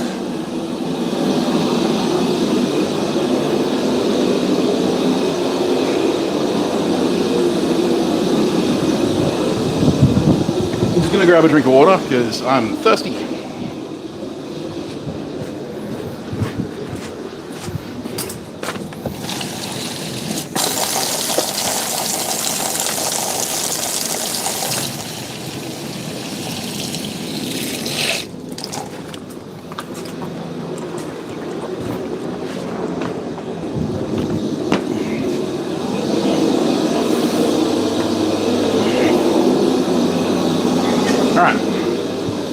So we forged that thickness. Now we're going to go and aim for the ridge between the unbeveled stuff and the beveled stuff.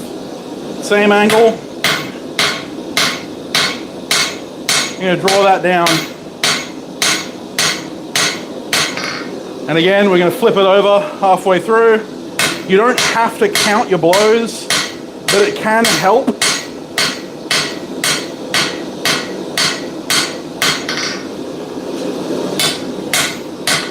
Instead of counting my blows, I tend to just look at the thickness. But if you're new to this, it might help to say, 1, 2, 3, 4, 5, flip it, 1, 2, 3, 4, 5. And that means that you know that you're forging the same amount, as long as you're doing the same amount of hammering, like the same strength of swing.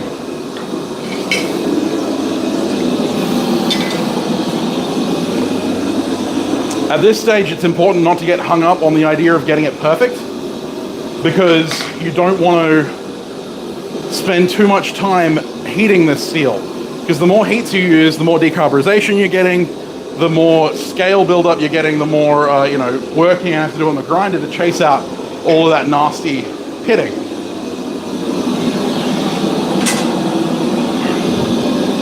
So instead, make it ugly, then make it pretty.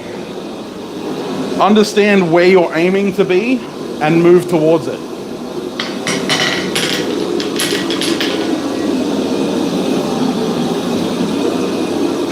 Okay, so on this side, coming back, and again, just aiming at that ridge between the two beveled portions, flipping it when I feel I need to. Like, it's not a hard and fast rule.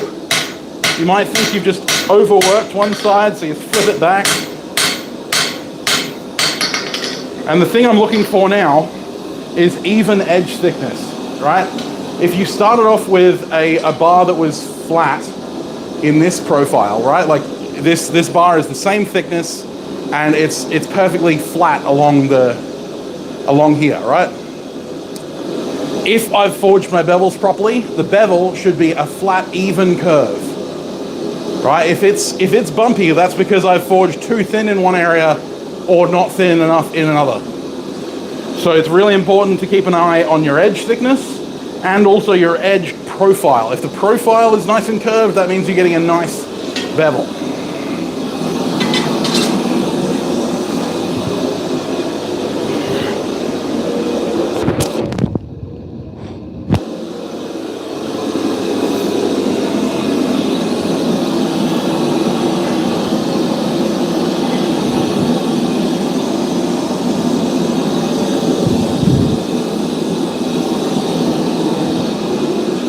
How's it going, Caitlin? I think I saw her drop in here.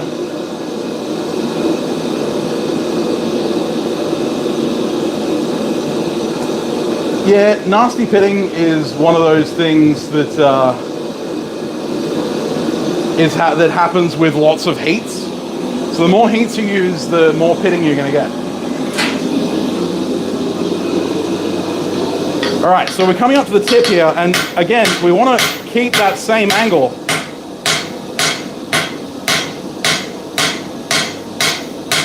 But remember,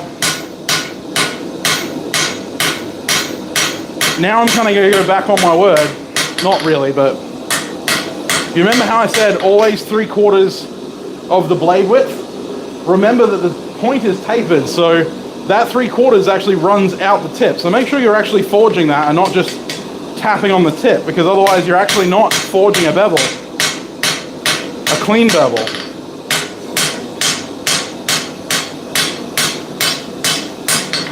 And one of the wonderful things about forging is sometimes you have happy accidents. In this case, I've basically created a harpoon point with the way that I tapered my point out. Now, if I wanted to, I could knock this down now while it's still relatively thick and change the shape of it, but I'm actually kind of happy with that, the way it's going. And sometimes you can really take advantage of this kind of stuff and go, oh yeah, I really like that shape. But if you don't, you can always take the moment, and this is why keeping your edge thickness nice and even is really important, because then you can go and change that later.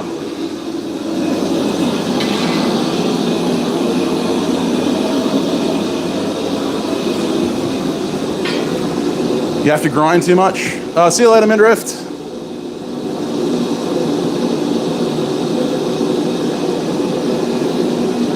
All right, thanks, Caitlin. Thanks for dropping in.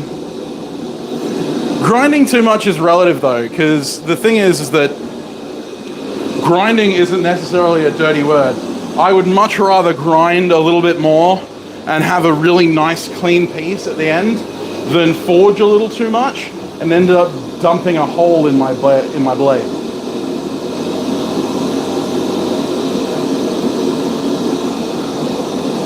Yeah, belt break is always a pain. So if your blade is lazily twisted, then that means that you're probably forging on one side more than the other. So if I only ever had the blade in this orientation and just constantly beveled from this side, I almost certainly end up with a twist.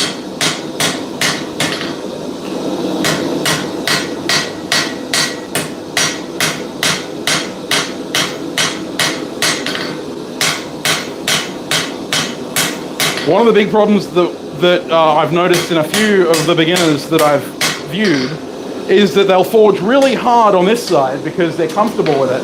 But when they flip to the other side, they start becoming dainty and they start dropping the hammer because it's awkward working away from yourself.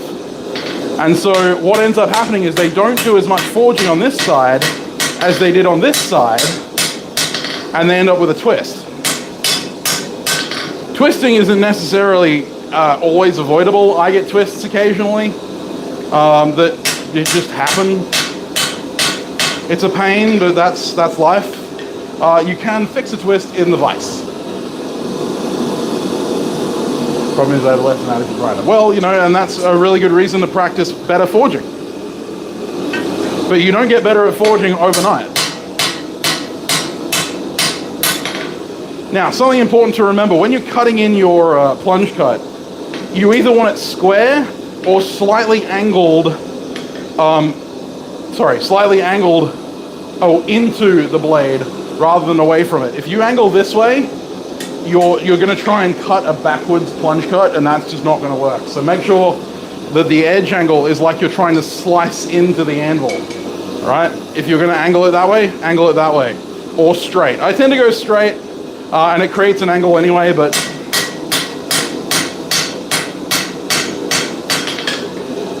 this is mild steel, so I'm not worried about forging on it. Now, if I wanted to straighten this at this point, I'll show you a technique. This is mild steel, so I don't care if I fuck it up. I'm kind of sad that it's mild steel now because I really like that blade shape. I'm really liking this profile. I'm gonna have to do this again when I have some 1/4 inch.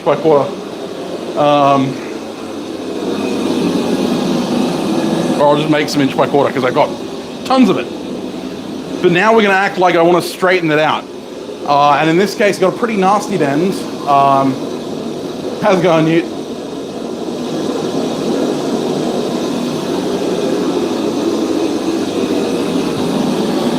Now, this is where the advantage comes from forging from a bar of steel or having a welded on handle. Now, a welded on handle isn't necessarily going to be as strong as a bar unless your welding's really good and your handle's quite thick.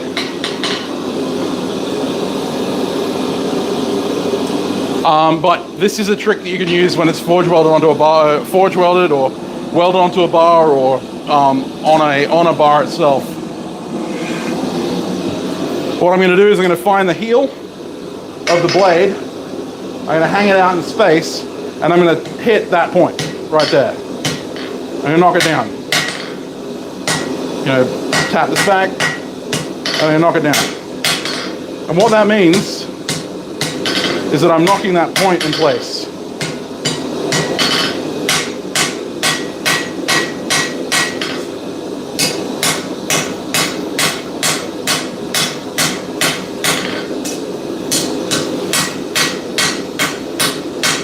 If you're forging bevels and you're forged in a plunge cut, never put the ricasso on the anvil, because when you forge that bevel, you're going to push the whole blade sideways, and fixing that is really painful. So making sure you're holding your shoulder against the anvil while you're doing this. Now, I've ended up with a dip in my blade. What we can do now is what I call spinal tap, or whack forging. What do you want to do? Is we're going to heat it up, we're going to come over here, and we're going to literally whack it on the anvil like that.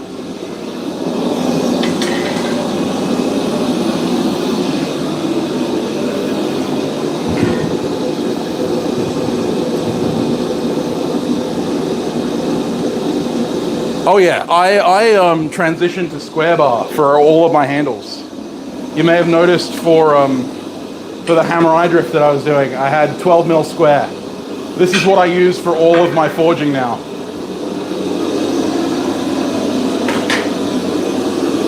Either that or 3/8 by 1. 3/8 by 1 bar is also one of my favorites.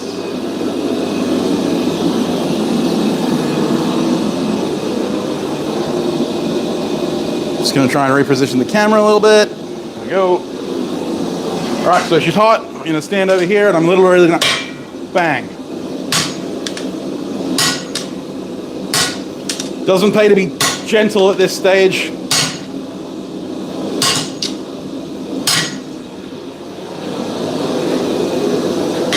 And now we can come back in and we can refine our bevels. Put that nice point on there.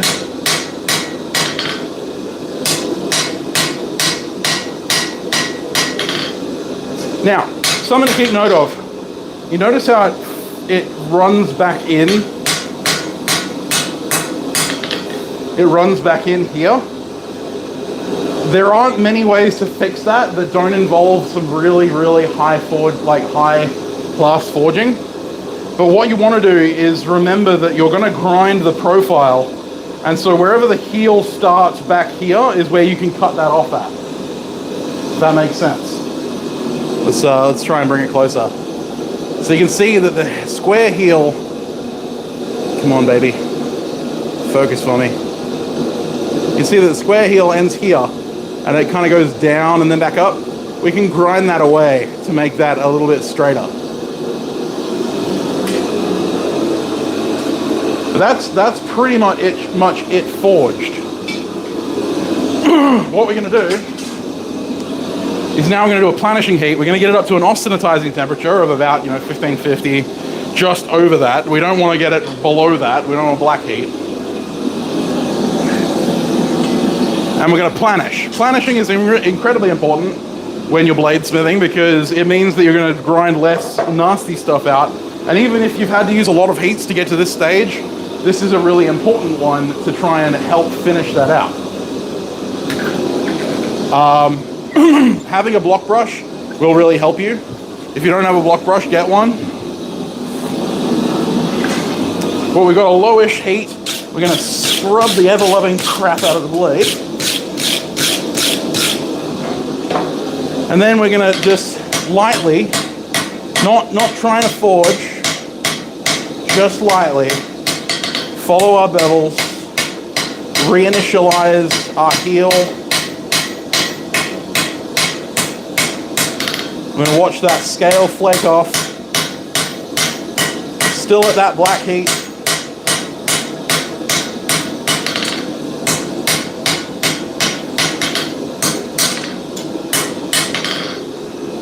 And now we have the opportunity, even as it's cold, to straighten. You don't want to forge. Forging at this stage would be bad. but we can straighten. Now, straightening, really important to straighten blades. The point of the blade, I tend to lean it on the anvil like this. Point the point of the blade towards you. If you're looking down the blade this way, you're not going to see anything, because all you're doing is looking at the heel. Right? You want to point the point towards you, lean it on the anvil, hold it in tongs, whatever it takes, and look down the blade that way. Turn the edge up and do the same. And that will tell you whether you're twisted, whether you're straight, whether you're not. Now, this has got a very slight twist to it. Twists are just bends that are not along the axis. So bends or warps happen. Where's my soapstone? Okay. Here's a way to think about twists. All right, so bends or warps happen in this axis. Right? So straight across. Cupping happens along this axis. Right? So if something is cupped, then it's bent along this axis. Right? I'm going to lift the camera a little bit so you can see my hand, and I'm going to zoom out a little bit. Whoa, let's zoom out. All right, so bends happen along this axis, cupping happens along this axis. Twisting, on the other hand, normally happens along these axes. Does that make sense? It's a bend, but it's at an angle. And so the way to think about twisting is to treat it like that. In this case, I have a very slight twist, very slight, in this direction, which means that this is the hollow, right? And it's going this way. So what I'm going to do is I'm going to start high, and I'm going to go down the blade to the bevel. And I'm going to look again. And then I'm going to come back and I'm going to do it again. Sharper angle. So I started at a 45 and now I'm coming at more of a 60 degree. And that did it. That's now straight. Right, now the edge may be straight, but the spine maybe not. In this case, the spine is straight and the edge is straight, so I don't have anything to worry about.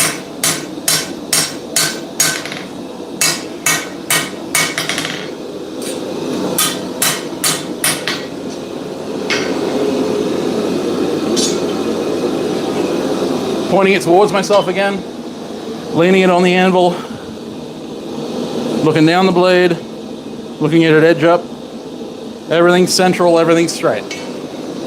And that's a blade.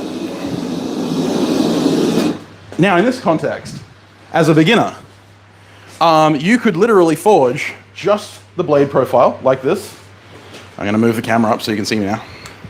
So yeah, you could literally forge just the blade profile like this, and then cut with an angle grinder off here, and then put handle scales on it, square handle, whatever you wanted to do. Or you could cut this off, hold this in tongs, and forge out a little bit of a blade shape, or a little bit of a handle shape. But forging the blade and forging the handle are two very different processes. In this case, we've forged, thanks Logan. So yeah, in this case, we've forged nice even thickness in the edge. I'm sure you can see that. Nice and straight. You can see here we've got a plunge cut that's equidistant from both sides. We've got a little bit of distal taper thanks to that point, right? So yeah, it's distally tapering down this way to the point. And the point should be the same thickness as the edge. We have a plunge cut here. It can be a little bit messy, but the plunge cut's normally going to be a little bit behind the heel anyway if you're making the knife properly. And the heel obviously drops a little bit, but we're going to end up grinding this little point away. So the heel's actually going to move forward to about here, which means we're only going to remove about 2 millimeters of belly before we start into the rest of the blade. Right? And you can see, hopefully, the height of the bevel line. It goes from here all the way up that way. it's a little bit more visible on this side. You can see it there, and it goes whoop, like that. It's one straight line, 3/4 of the width of the blade of the bar the whole way up. But because the point tapers, it's moving through that point, right? And that's what you want to see. So that is how to forge a standard hunter blade out of 1/4 as a beginner. That's pretty much everything you need to know, I think. There are a couple of little techniques that you can use. If it's twisted and you're trying that whole angled forging idea of forging along the lines of the angle, then you can stick it in a vise like this and literally crank on it with a pair of tongs. Just, give it a little tweak, look at it, give it a little tweak. And that will help you with your forging if you can't get the twist out, because twists happen. The other thing is here, I did say that you want a nice smooth blade. I have got a little bit of bumpy in here, and that's because back here, you see, there's a little bit of bumpy. That's in here. That happens. Like, it's almost unavoidable. The thing is, you're trying to minimize the amount of bumpiness you get on the edge, right? So this is an acceptable amount of bumpiness. If it was more than this, or if there was significant dips, then I would fix it. But yeah, if I'm going to grind this anyway, it doesn't really matter. It's just one of those things. And the other thing I'm looking for is not having heel marks in my work. If this was a forged knife and I have my hammer and I'm just going to do something off screen,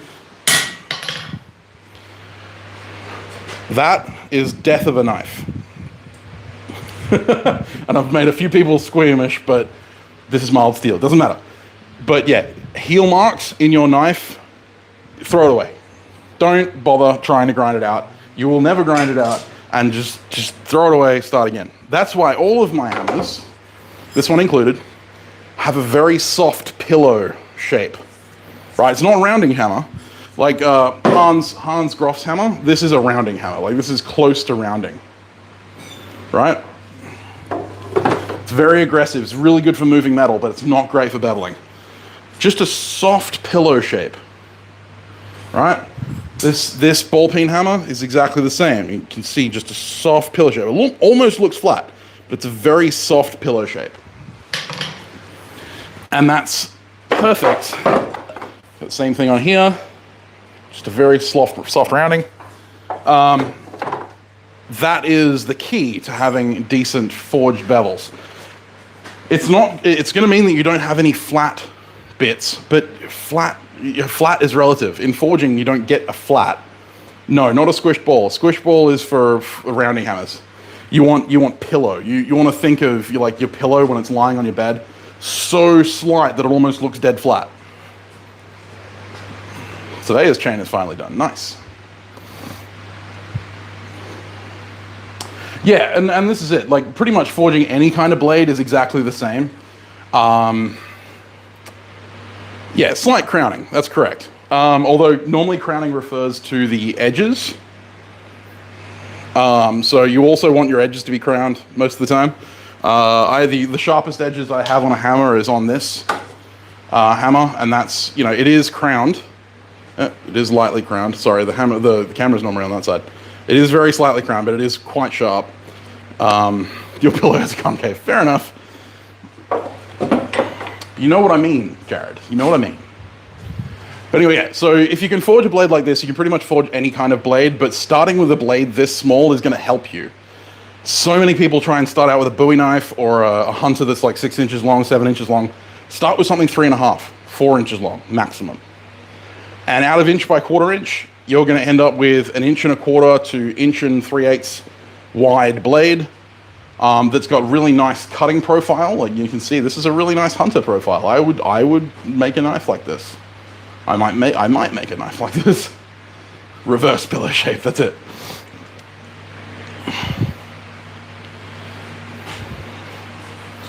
Yeah, that was one of the things we covered, Damascus. But yeah, so again, it's not hard and fast rules. There are a lot of ways to do things, but these are the ways that I use, and they, produce results. It is important if you're going to do that. If you're going to do that plunge cut, then make sure that you keep that that ricasso off the anvil. Do not put that ricasso on the anvil once you start doing forging the bevels. Smaller is harder. That is true if you're trying to forge like a pocket knife or like a really small knife. A 3-inch blade like this is actually easier than forging a 7 or 8-inch blade. Like, I will tell you straight out. I have forged many 7, 8, 12, 20-inch blades, and this stuff is really easy. Yes, always dress one's hammers. Make sure they have tutus because, you know, like, they want to look pretty. But yeah, so a 3-inch, 3.5-inch, 4-inch blade is actually going to be easier to forge out of inch by quarter inch. Like, if you're trying to forge micro knives, then yes, it's going to be hard. But forging this size is perfect size for most people. And it's a very practical size. I actually like this size of knife for my personal use as a hunter. So, you know, I don't normally use a big knife. Drawing a sword or long knife is the job of work. Yeah, well, and it's not really the drawing out, but beveling a long knife, when you get twists and stuff like that in it, we got a little bit of twist in this. That would have been a corkscrew in a big knife. You know, when I forged those 2 swords, 3 swords on the streams, you've got this much length to try and straighten and have dead straight down the line. Whereas with 3 inches, you've only got this much that you can look down and pretty straight. So in this case, I was pulling it out. When I use mono steels and when I'm trying for width, I'm always pulling out, and I start my forging. I normally start my forging. In this case, I started with half the hammer on and half the hammer off. So I aimed directly at the corner with the hammer face. On a wider piece of stock, I would probably aim for like 3/4 of the hammer on the face. Or if it was like 2-inch wide stock, I might even aim for all of the hammer face on the blade. But what normally I'll do is establish the bevel and then bring the bevel down. So I'll establish the bevel, come up, and then bring it down again. Hey, Wilkins, how you going?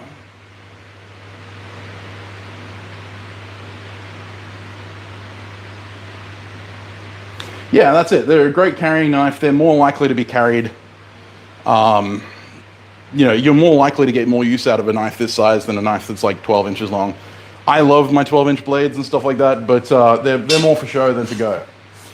Hunters for me tend to be between 3 and 5 inches. Like that's the standard hunter size. Tired, long day of work. Yeah, I know that feeling. But yeah, so hopefully that helped. Hopefully people can save this live stream and stuff. I plan on doing a full video apparently in the near future, where I'll do a full intro to bladesmithing course video, and I'll upload it to my video and upload it to my channel. Steel moves when it's hot. Working too cold. Yeah, I mean, yeah, mild don't matter. That's exactly what I was saying. Always keep it hot when you're forging. That final planishing stage, you don't want to get it too hot. You don't want to get it up to that yellow heat, that, you know, bright orange, because you're trying to minimize scale buildup. But yeah, at the end of the day, learn the basics, forge these size blades. They're not small in comparison to like folder blades and stuff. But yeah, if you forge something like this and then forge something bigger and bigger and bigger and bigger and bigger, and just make sure that you have the fundamentals down first, because the fundamentals are what will make you a good bladesmith. If you're not practicing your fundamentals, if you can't do this on demand, then you need to go back to the drawing board and start practicing again. But like I said before we even got into forging the blade, if you haven't forged a set of tongs, go watch Roy Adams' Christ-Centered Ironworks video on making a set of blade tongs. Because it's made out of inch by quarter inch mild steel. It's made out of the same stock that I was using for the blade. It's incredibly easy to make, and they will save your life. And when you come to bladesmithing, you need blade tongs. There is no argument there for me. And then make sure that you're choosing the right size of stock. Inch by quarter is really good for a starter.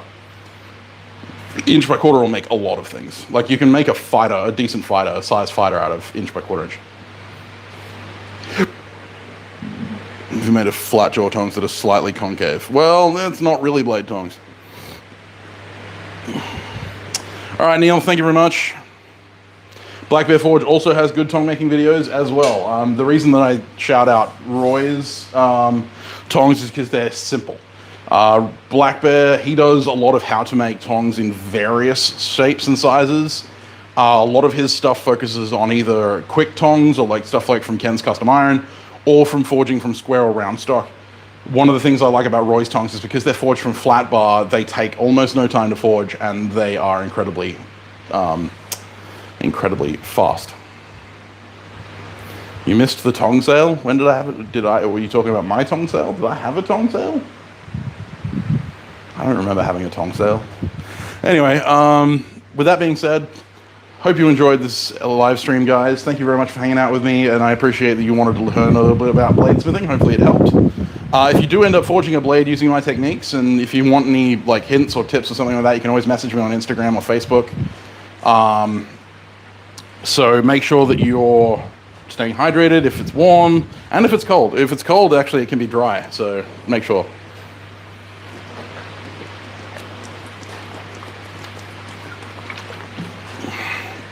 Yeah, Ken's Custom Iron are great. I can't get them here in Australia except for like vastly too expensive.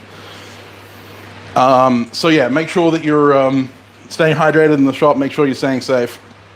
Have fun, and get out there and make something. And if you do make one, like if you do forge a blade, then send me a photo or post a photo on Instagram and tag me or whatever. I really want to see you guys, you know, doing the stuff that I teach, because it's why I teach. I really enjoy that kind of stuff, and I always enjoy hearing from people who've used something that I talked about.